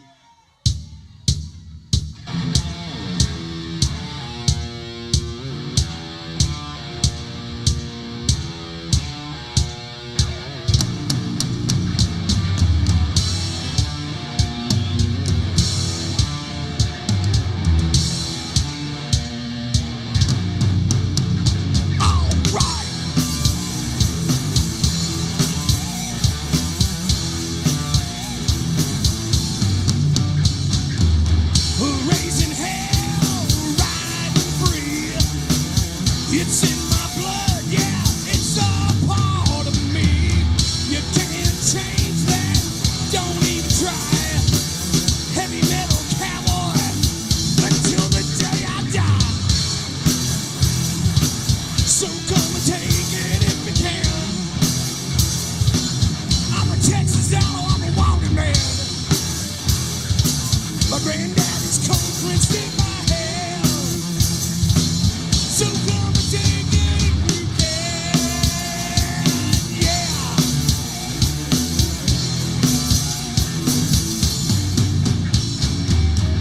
Two-stepping up in Barry Bob's, the mosh pit, down in Joe's garage, Pantera and George Jones. The country in my heart, the metal in my bones. So come and take it if you can. I'm a Texas outlaw, I'm a wanted man. Just some country boys in a rockin' band. So come and take it if you can. Yeah, yeah. So come and take it if you can. Yeah, yeah, yeah, yeah. Get it, Michael?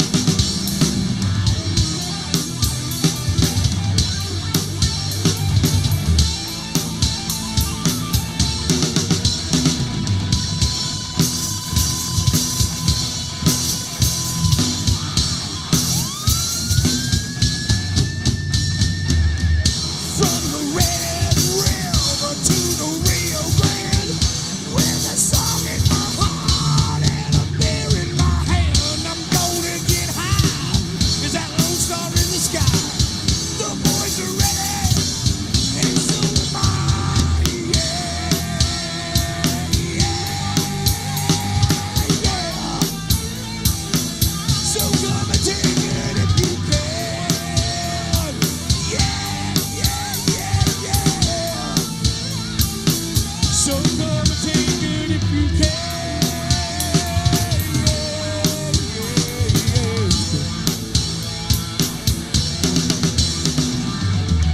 Come and take it. Come and take it. Come and take it. Yeah, come and take it if you can. Come and take it. Come and take it. Come and take it. Yeah, come and take it if you can. Yeah. Yeah, come and take it if you can. Yeah. Yeah, come and take it if you can. Yeah.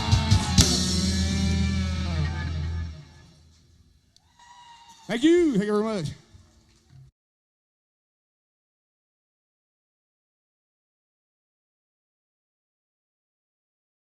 All right, we're back. So apparently, you guys want to do some chugging live.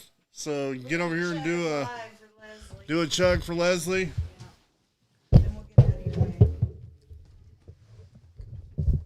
All right. Ready? Texas chug fucks. Bottoms up, motherfuckers. Light it up. Shall I be joining?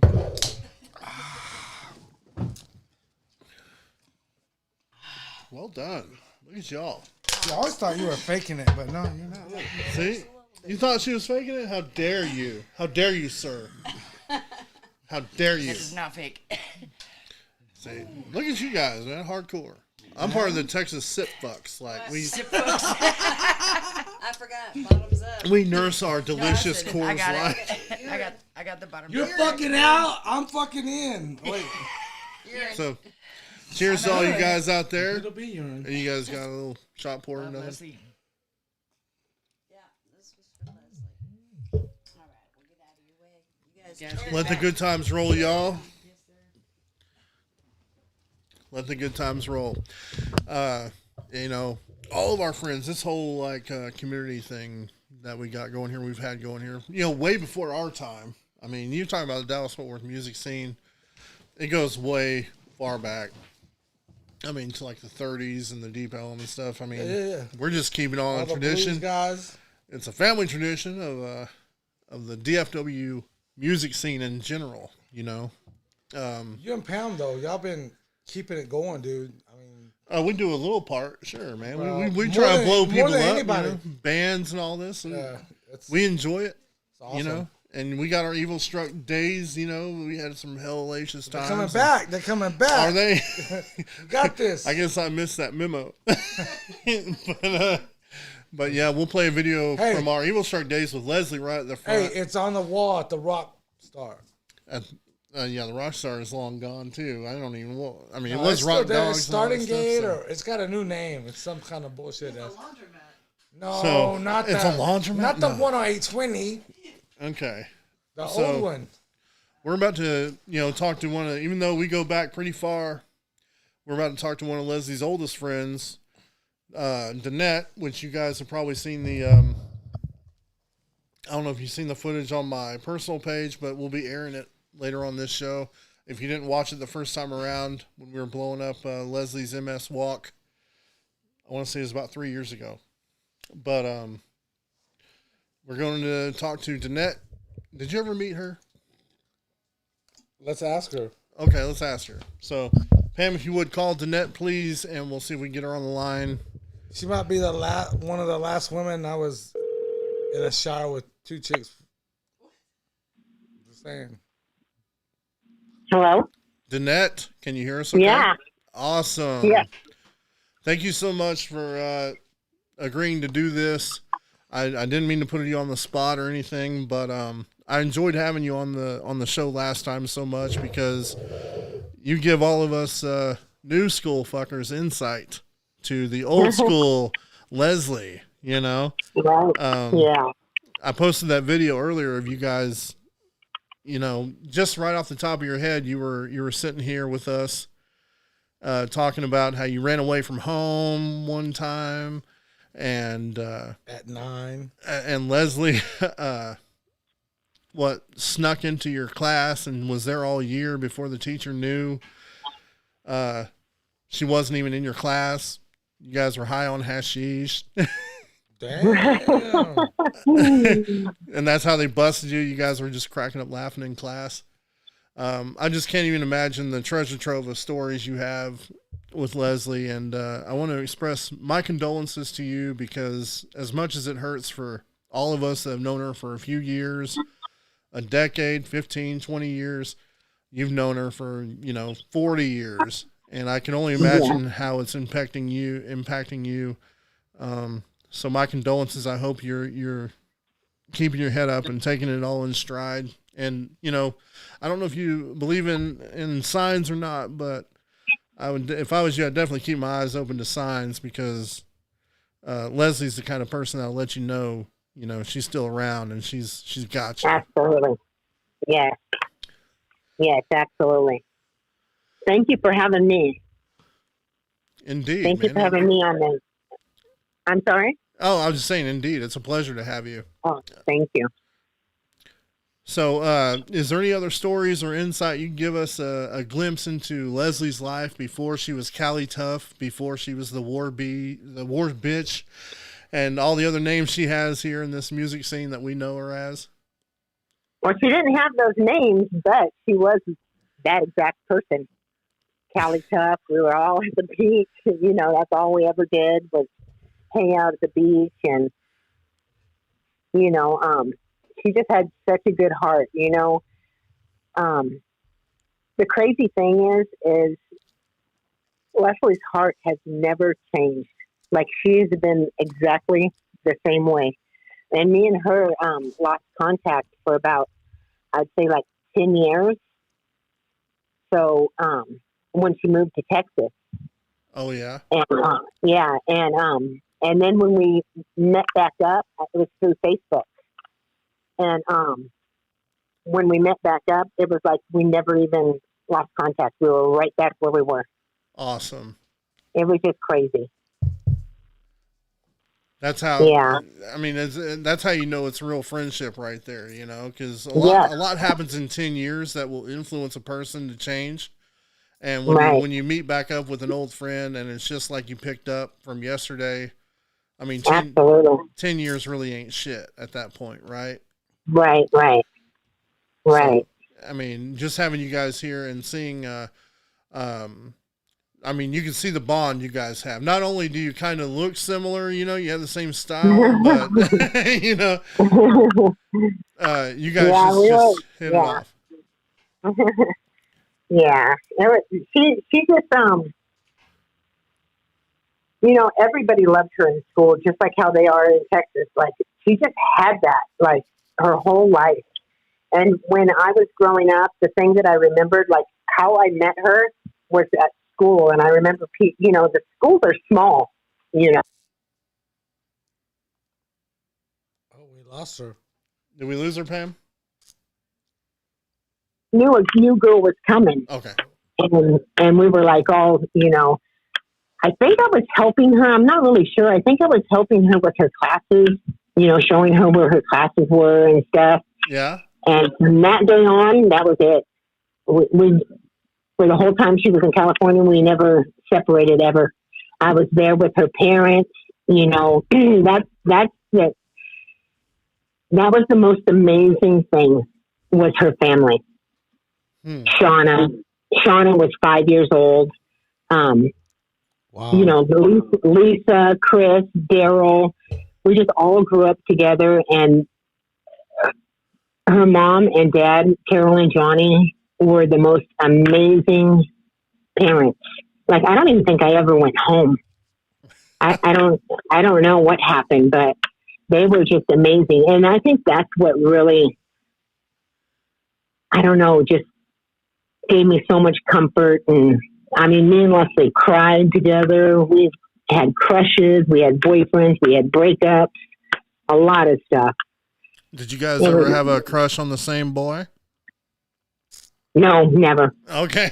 No. We wouldn't do that. No, never.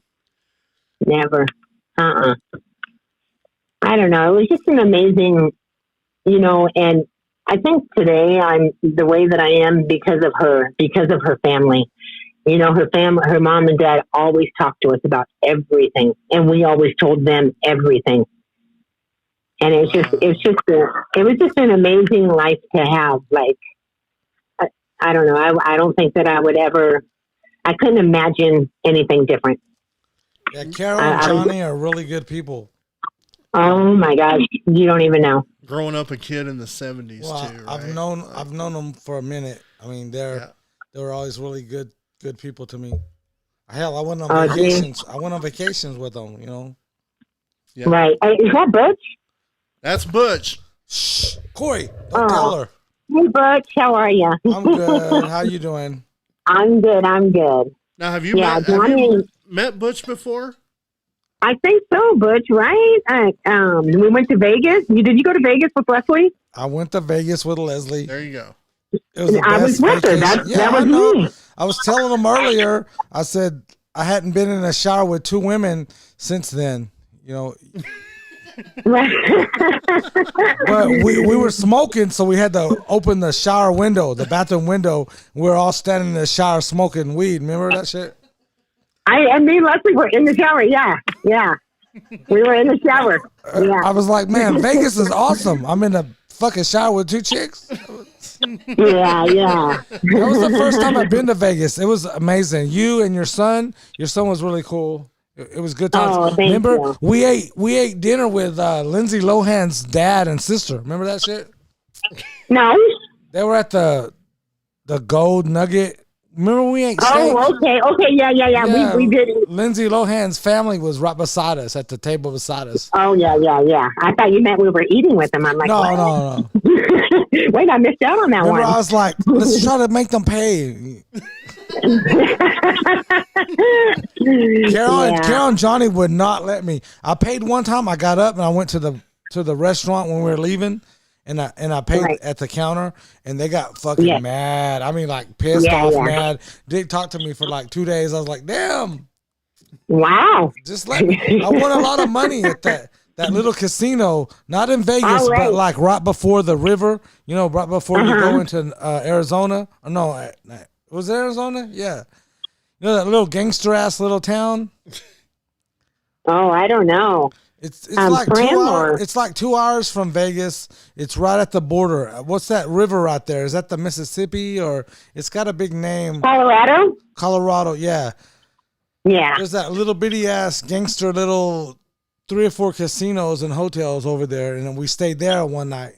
And that night, that's where you win. It's a little dinky one. Yeah, but that night I won like $900. I made up all the money I lost in fucking Vegas. Drinking. Right. Well, at least you got to pay for dinner. Yeah, and I tried to. I just wanted to because they wouldn't let me pay for hotels, nothing. Right? Gas, anything. Right. They wouldn't let me pay for shit. And then and they got really mad at me. I was like, damn. But enough about you, Butch. Enough about you, Butch. We're talking to Danette. Hey, I want to hear what growing up in the 70s was like with Leslie, man, in the early 80s. All right, we can go. It's awesome. So concerts, records, what was y'all's favorite bands and what concerts did you guys go to? Suicidal Tendencies. They used to play in her backyard, she said. Not in the 70s. You're going to laugh because, she loved Journey. Absolutely loved Journey. What's wrong with Journey? And that was like her all-time favorite. I mean, everything Journey. And we all liked Rush. We liked Van Halen. We liked all of that. But my funky one was the Cars. I love the Cars. Yeah. We went to the Cars concert and it sucked. But anyways, she took me there. Till the sun went down. Took me there. You kept it going. I said, I want to see the Cars. And Leslie's like, we're going to go see the Cars. And I'm like, okay. And so she took me. We saw the Cars. It was awesome. Dude. Yeah, we've been to the US Festival, and that was jamming. That was like a 3-day concert. It was awesome. Damn, y'all old. Yeah, we're old, all right. Old, man, at this point.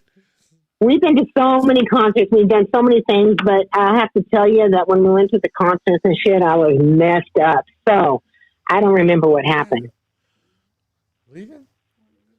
I didn't give her money. Oh, believe me, man. Pam and I went and saw Van Halen with David Lee Roth recently, right? Like the last time they toured together, and Kool and the Gang of all people opened up for him at American Airlines. And we had sweet tickets. Yeah, Kool and the Gang, right? Like celebrate good times. Come on.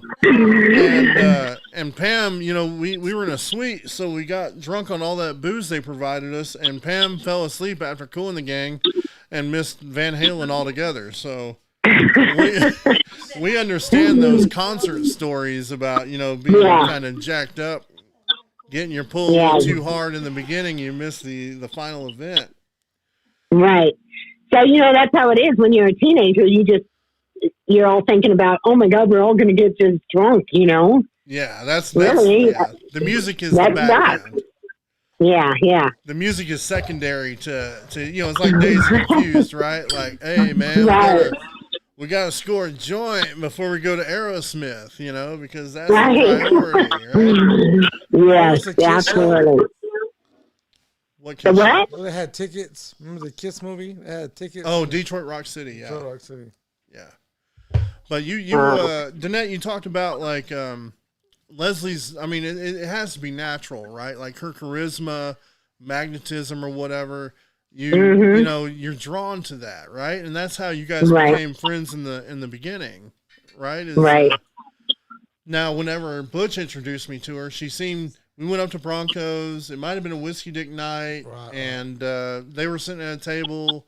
It was kind of low key, and he introduced me to her. And it wasn't all hoot and holler and hell raising or whatever. She seemed pretty reserved, Right. So she kind of, in my experience, she kind of felt you out and made sure what kind of a person you were before she unleashed the CaliTuff or the war bitch. She before she let you in, she had to make sure you were cool. Right. And that's how she was. Exactly. So, was she when we had you on here last time? We were talking about like you guys ran away from home for a day. Did I tell you that whole story? At like 9. I don't think you told the whole story, but the impression I got was who was leading that charge. You said, "Look, I love my mom. And there's no reason I should be doing this, but it's Leslie, so I gotta go with Leslie, right?" So, Absolutely. All of us went. There was 5 of us. So she's really kind of a natural born leader, right? In that aspect, like you get whatever she's down for, you're down for. Absolutely. It was the reason why we did it was a girl, her parents were strict. And we thought they were mean, but now when you get older, that they're strict. But we went up to the driveway and he was just yelling at her. We weren't allowed inside the house ever. So we would always go at the end of the driveway and just like hang out and call her name, and then she would come out if she was able to. But he was yelling at her one day, like screaming at the top of his lungs, and we were like, "Whoa, shit!" So we left, and then the next day, she was crying and saying how she hated it there. And then Leslie's like, "We're running away," and we all looked at each other and was like, "What? We're what?" And then we're like, "Okay.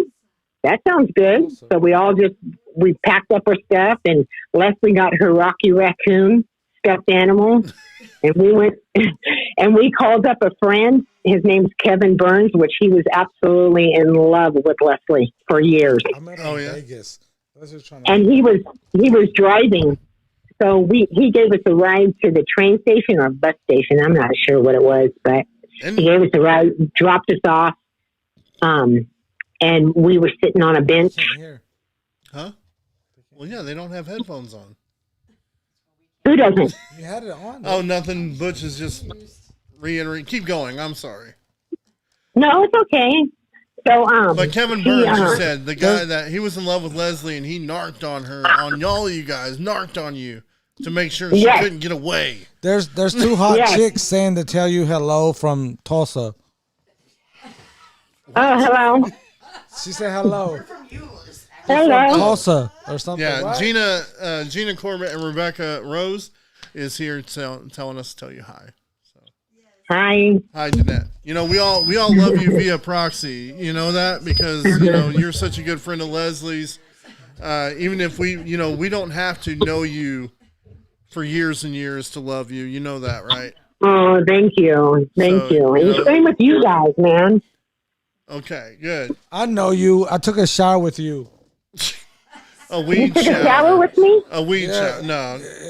A weed shower. I know her. It's the last time I took a shower with 2 chicks. Yeah. Okay. Remember we were smoking in the hotel room. We had to be in the shower and smoke and blow the smoke out the window. We were all in there. So you see how Butch So, spins I wanted that to tell you really quick. I wanted to tell you really quick. You know that Rocky Raccoon that I was talking about? Yes, that her Leslie little took stuffed with animal? her. Yeah. Yes. Well, today It has absolutely no fur on it. It's completely bald and it's all erect, but it's being buried with her on Wednesday. Wow. Is she not being cremated? I thought she wanted to be cremated in her ashes at the I'm beach not and really shit. sure about That's that. what she always told me. So I thought No, that she was what didn't. was Well, happening. if they were cremating her, they wouldn't have taken her back to Cali because she's No. on her way back to Cali now, right? She's gonna be buried. I thought her next to ashes- Hang on, Carol. Butch. she's gonna be Hang on, buried. Butch. Be quiet. We're on long distance. You know, long distance minutes cost a lot of money. So Hey, call me on Metro, PCS. I got you. but She's gonna be buried next to Carol's brother, She didn't want to be She's- buried, though. she's gonna. but she is going to. She is going to though. That's the bottom line. That's cool. Hey. And Rocky Raccoon's gonna be there right with And her. Rocky Raccoon's gonna be buried right there with her. I tell you what. Absolutely. I mean, if I had a preference, I mean, I would rather be buried. Easy, Holmes. Anyways, I would rather be buried. You know, because I deserve a monument. I need a statue over my dead body. You know what I mean? Right. Like 50 foot tall. But you know, since the you know, seeing the fall of the House of Usher, you know, Edgar Allan Poe and all that, I've always dreamed of having a family tomb at the bottom of a castle that you can go and revisit anybody from the past years of your family or whatever. I mean, I always preferred a burial. You know, whether Leslie wanted it or not, you know, I'm glad that there's a place that I can go selfishly as a friend, go and visit her whenever I'm in Cali. And pay my Right, respects. that's what I say. Yeah, yeah, that's what I say. And Yeah, she's, buried I is mean, better. and to know that she's being buried with the raccoon? Rocky? Rocky Raccoon. Rocky Raccoon. She's being Yes. buried with Rocky Raccoon from whenever she was a kid. Yeah. Yeah, Gina says Bruce would love that. I mean, you know, that's another thing about being buried as opposed to cremated is you get to be buried with these items that made you who you were, that you love and appreciate. So, I mean, you know, and me and Pam, we will go and visit Leslie's grave in California. We will, absolutely. And knowing that there's the Rocky Raccoon down there with her, you know, just like right. visiting Dimebag and Dimebag's grave and knowing that Eddie Van Halen's guitar and all them bottles of Crown are buried with him, you know, it's like, it really is a monument, and it adds to, you know, the experience of us that are still here to grieve and appreciate. So that's so cool. I didn't know that, and you know, had I not have talked to you tonight, we wouldn't know that. Rocky Raccoon, and it has no hair on it. It's been worn down. Absolutely, it is bald as can be. But, you know, she's going to be with it, and that's all good. That's good. I love that song. Yeah, dude. Well, Danette, we'll go ahead and let you go unless you have something else to say, another story or whatever. But no, okay, I'm good. But I will ask you. Like I talked to Gina earlier. You know, you can't just do one memorial that encapsulates Leslie. You know what I mean? And justifies you know, so we'll probably do this again and again and again. We were really super close to her, and there's still, you know, especially from your era, you know, because I say this is the end of an era here within our DFW music scene. It's the CaliTuff era. You know, it's the end of going to a show will never be the same again because she was always front and center. She had that magnetism and charisma. We're gonna miss her forever. And you know, whenever she passed, a piece of us passed, and a piece of the music scene passed because that's how communal she was, bringing people together for shows, and like I said, even on a basic scale of introducing people to other people, like she's the bee's knees, literally. You know what I mean? The bee's knees. That comes from pollination, Holmes. That's why the bee's knees is good news because you're pollinating flowers, man. She's introducing everybody and bringing everybody together. I mean, that's a stupid analogy, but it's true. Right. She is the bee's That's knees. an awesome one. Yeah. I really hope we can call you again and get some more stories and just touch base with you, because you've known her longer than any of us, and in a way, talking to you, we feel connected to her still. You know what I mean? Oh, yeah, yeah. Because Thank you. you know so much more than we'll ever know firsthand, growing up in the fucking 70s, man, and the early to mid 80s, which was a great time in itself. And none of us know Leslie from them times. So, Right. I'm going to ask Carol some stories, because that was a long time ago for a kid, to remember everything. Yeah, So definitely. I'm going to ask Carol for some stories. About us. Yeah, me too. I gotta go take a camera to Carol's house, and I gotta interview Carol. Yeah. All in He due has time. some stories. And you know what? We'll compare your remembrance of it to hers. Right. Because the teenage mind is going to vary from the parent's mind. You're talking about two completely different perspectives on the same situation. I love Carol. So yeah. So I wanted to tell you that you did an awesome show. That was the whole thing was awesome. Oh, the memorial thing? Yes, Cindy did awesome. Cindy did awesome. The Leslie's Angels did awesome. My role was very limited, so I can't take credit for too much. I hit the record on the power button and edit some video and everything. That was a lot. Those Leslie's Angels you see up there, they did, all of that show. So I'm not one to take credit for where it's not due. Right. Well, you guys all did good, and it was beautiful. Anybody in this scene around here, man, knows that they can call especially when it comes to Leslie. If you're doing something for Leslie, you can call on anybody, and if they don't do it, they're gonna get fucking blasted upon by everybody else, because that's what Leslie would do if she was. And she would have done the same thing. She would have led the charge. Absolutely. Absolutely. She would have led the charge for this if any of us had passed and been in the same situation. Yes, she does have that heart. Well, I thank you so much for having me. Thank you. And I hope you guys have a very wonderful rest of the night. You too. And I hope you join us again. And my condolences to you. Our hearts are with you. We all mourn together, even though we're from different timelines. You know what I mean? Right. We're grieving the same We're all person. the same. Yep, it's all the same. So. Glad I got to meet you. You too. I hope your son's doing well. He is. Awesome. Yes. Okay. We love you, Danette. We love you, Leslie. Love you. Have love a good you evening. So much, Leslie. Miss you. All right. Bye. Bye. Oh, that's me.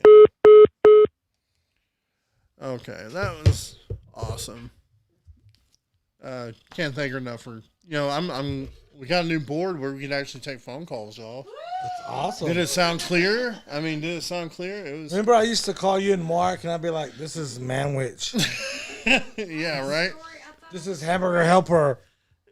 Hamburger Helper. But didn't you and I go with Leslie and Beth to Tulsa on mine and Bruce's anniversary? Wasn't that you? It was. I know it was. You went with Beth, Shelby. Yes. And at the time, I guess. Yeah, her and I sat in the back. You and Leslie sat in front in Leslie's car. And the guy from Texas Hippie Coalition came out there. Yeah, it was the Gore Beast tour. War Beast, okay. They were on tour with Gore, and the van broke down in Kansas. Hey, Pam. And they didn't make that show. They were broke down for like 3 days. And we already had plans because mine and Bruce's anniversary. Oh, right. Leslie was like, "We're gonna go." She's like, "I'll come pick you up." You were in the passenger seat up front, right? Am I on the same page, right? I don't know. Okay, I got this. All the memories, scrambled eggs. Car. He was on the passenger side. Me and Beth were in back, and we went to Gore, and we realized because we were all supposed to hook up that night. It was my Bruce's anniversary. I don't remember what year. Like maybe our third.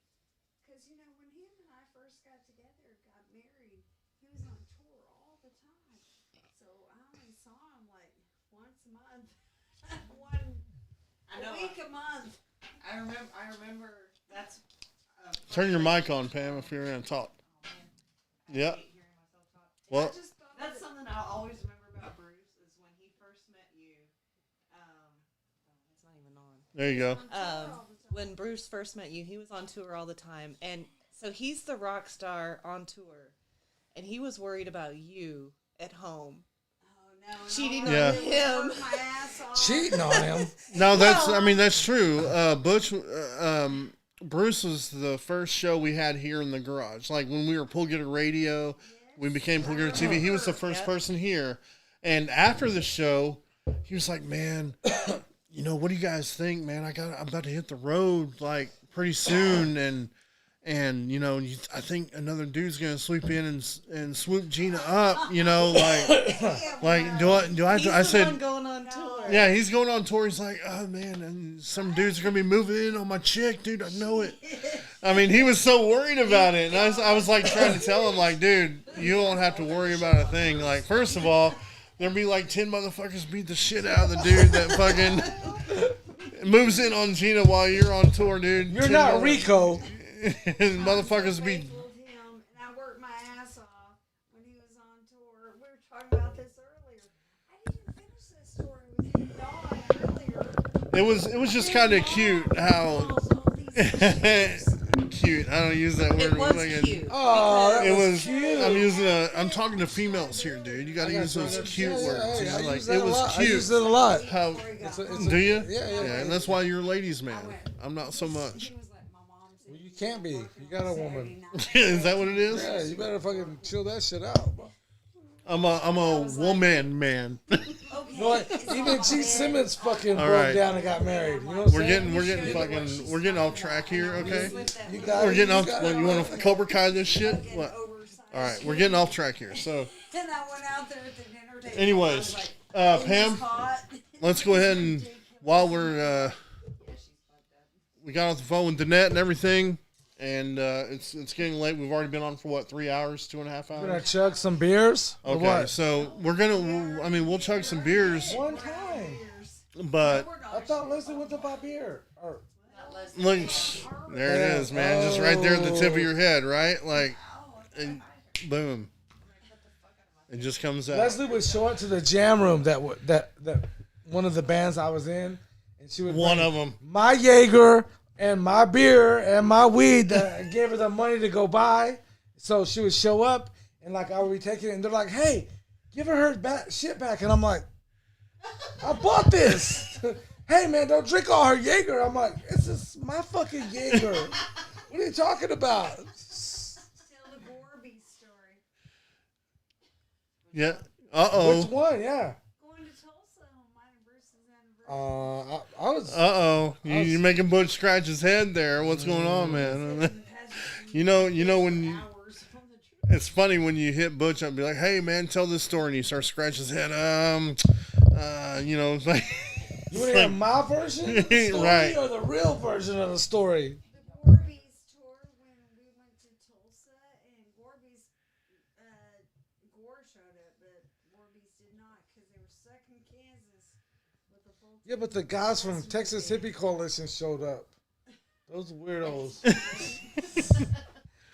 Pam cut. No, I'm kidding.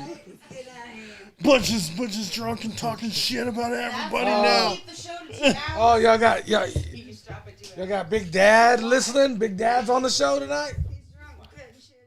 This is live, Pam. This is live. Gotta watch it. No, I'm just kidding. No, the real story. This is fun. This is when it gets fun. This is the The fun real with story live was- TV. You know what I'm saying? Or The real live story internet. was rigor mortis and fucking and Tyler.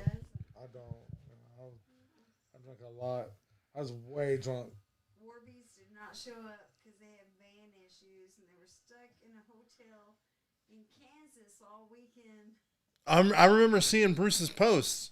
Yeah, so Warbeast couldn't show up to the Tulsa show I've never because been there a was fan no of mechanic for the Gore. van. I remember they had a I've couple never of. cared for It Gore. was mine and Bruce's You know what? anniversary, so we traveled there. Leslie drove us.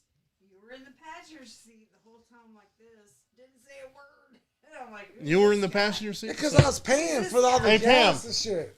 Pam, where you at? we're in the back. Grab that, Gina. Grab that mic and say that. I got tired of. Yeah, Beth. because we Beth can't used hear to you. call me. What's the drummer dude? What's the drummer she always said I look like? No. What's the drummer from Machine Head? He was in a few bands. I don't know. Oh, there you go. So, all right. Now tell that. It was mine and Bruce's like fourth anniversary. Oh, good God, help me with Yeah. this. Yeah, no one knows. Bruce would know. But he There, tell there, us. fine. Even Leslie would probably know. No. But she could, yeah. But you swear he was at the Tulsa show. Yeah. It was War Beast. He was War in Beast the was front show. seat They with didn't Leslie show up. driving in her car. paying Beth and all the gas. Beth Shelby and I were in the back, and we were going to meet up with War Beast. It was on the War Beast tour because it was mine and Bruce's anniversary. It was the 21st of April. We had these big plans to meet up. Bruce had these hotel rooms. And they could not get out of Kansas. They were stuck in Kansas. Of all places, right? Right. And that's why, because their van broke down. So they were stuck there for like 3 days through the weekend and shit, Dude, you know? I remember seeing them live posts too. Like they had so many van problems, you know. Yeah. It's like, oh, another one. Whiskey Dick had some fucking horrible. Oh, trouble dude. with I mean, those that's what cars. happens when you're an independent band going on tour with these vans, man. But it was our Remember they rode with anniversary. Hank Dorito? So I headed to Tulsa in case they got shit started and could make it there. And yeah, nobody made it. You and Leslie took one of the rooms, and me and Beth took one of the rooms. And Beth was like, I'm taking over one of the War Beast rooms at the front desk. And then Bruce was like, are you kidding me? He laid into Beth. He was like, this is my fake sister, so I can get good rooms. You know, discounts and shit. He was so mad at her because she took over. He was like, you ruined everything for me. He ain't one to not let you hear it if you done fuck shit up, you know. So he'll let you hear it. But we went and saw War for a minute, remember? Because Bruce was messaging me. He was like, don't go without me. And I'm like, but you're stuck in Kansas. It's our anniversary. I don't know what to do. Rigor Mortis was playing in Tyler. And they just got, that Mike was way Scotia before and that. got him Yeah. all, yeah. You know, ready to tour and stuff. Yeah. And I guess it was me, Leslie. Yes. Filthy, and Bruce.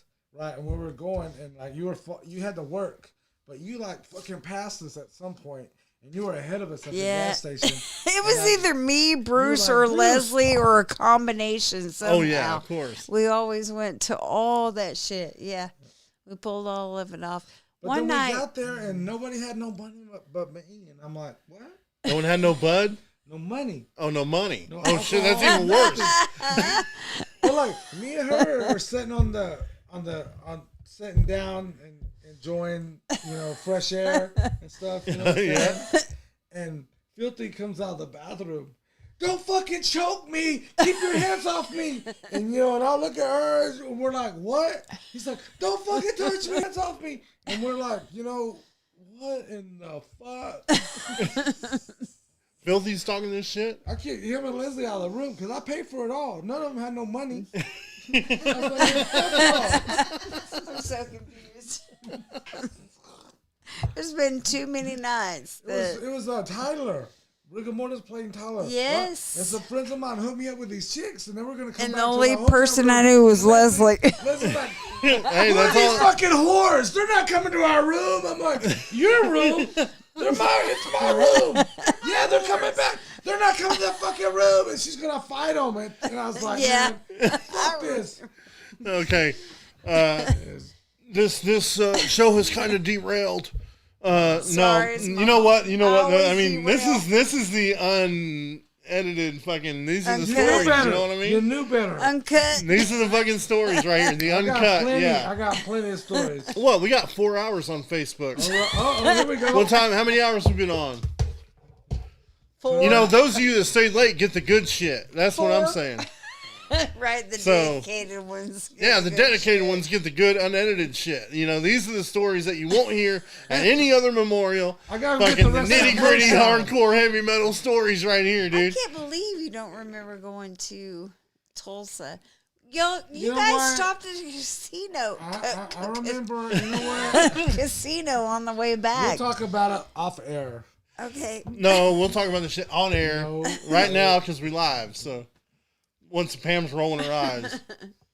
Oh, where's the alcohol? Well, Where's the alcohol? No. All right. You know what, dude? Pam's rolling her eyes. I'm so sorry. You know, we're gonna get to. We're gonna. You Where's know, the garlic bread? There's still like, you know, Where's as, the alcohol? Well, they're all empty. I think we're out. as far as memorials go and stuff, dude. It's like I said earlier. There's no one, no two, no three memorial encapsulate everything Leslie was to us. And all the good times we had. There's absolutely no way a memorial She was could do war justice. Exactly, she was war bitch, and CaliTuff. I mean, you're talking about the same person, but two different lines of stories on the branch of the family tree. You know what I mean? Like, and we're all part of that same tree, but I mean, we weren't there. Butch apparently was there on some of them. You guys toured a lot when War Beast was out fucking kicking ass in the beginning and touring, going to Europe. And, you know, we had Bruce over here talking about the Europe tour and all this and that. And you know, I had you the guys, original war bitch. She was like, I'll come get you. I'm like, okay. dude, and she was down for anything. It didn't matter, you know, jobs. So was I. You know, yeah, you know, fuck I'm work. like, I just want to see my husband. Come get me. Come Come me. get me. Let's Take roll. Me anywhere. Let's roll, man. I mean, that's the shit that. Is that Bruce's sister? Yeah. Yeah, kind of. Yeah. Sure. Yeah, it was. It his was, sister. dude. Totally. They loved each other. It was your sister His too. ex-wife? No. All of our sisters, man. No, just sister. Yeah, dude.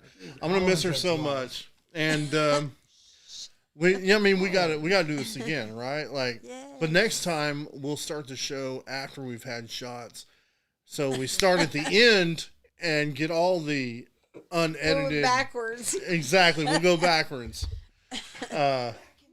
But you know, I want to leave you guys on a note. There were still some more videos, which you know, what I say. Every single when I say every single Pull Getter TV show has videos left over because we end up having so much fun talking or whatever. But I want to leave you on this video how I'll always remember Leslie, and Pam, it should be on there. Huh? Hang on. What? It says play last, I think. I'll always remember her as War Bitch. War Bitch. Okay. And yeah, gun toting. You know, I'll always remember her at the front of the stage with us partying, you know, and just banging our heads and having a good time. So we'll leave you with that. Stay tuned. We'll probably plan another one of these. Tomorrow. You know, because, I mean, we could do one with everybody from the scene right here. Oh, hell yeah. You know what I mean? And they all have their own set of stories for her. We did. With her. Yeah. So, you know, who knows? Maybe we'll do one next week. Maybe we'll do a whole fucking year of Leslie Corbin stories. Who knows? Come on. And I'll fucking, you know, Leslie Corbin stories. CaliTuff, War Bitch, you name it. They're all the same fucking entity. A driving force in this heavy metal community, man. She's like the female version of Bruce, if you Exactly. really think about it. Yeah, she is, man. And I hope they're hanging out. They are, dude. They are. I told her, I was have like, no doubt. Bitch, push that War Bitch, push Farrah out of the way. Yeah, right? Oh, you know she will. Because I know Bruce. Farrah walked by one day in heaven, and Bruce is like, pretend you're my girlfriend. That's how it got me. Oh, man. I figured to work on Farrah. Yeah, War Bitch has that covered, man, for sure. Yeah, never mind me. All right, so we'll end it on this, and we'll see you guys next time. How I'll always remember her. Picture. We love you, Leslie. Thank you. Tulsa, California. Just did it,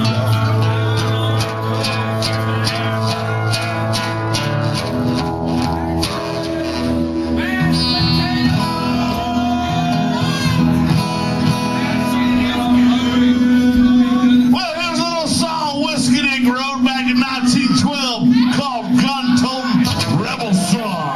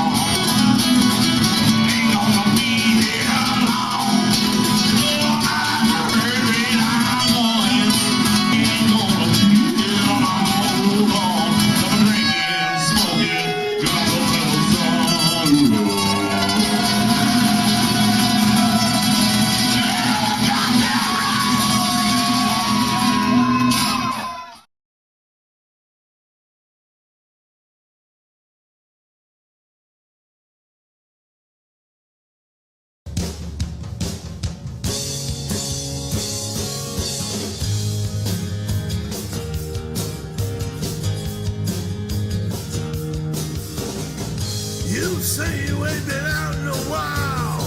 Well, here's a benefit that shows your style. It's time to walk, so don't be lazy. I'm Leslie, and it's all about Fort Worth Rockers Against MS. Come on, bitch. And we're doing the 5K walk on Saturday.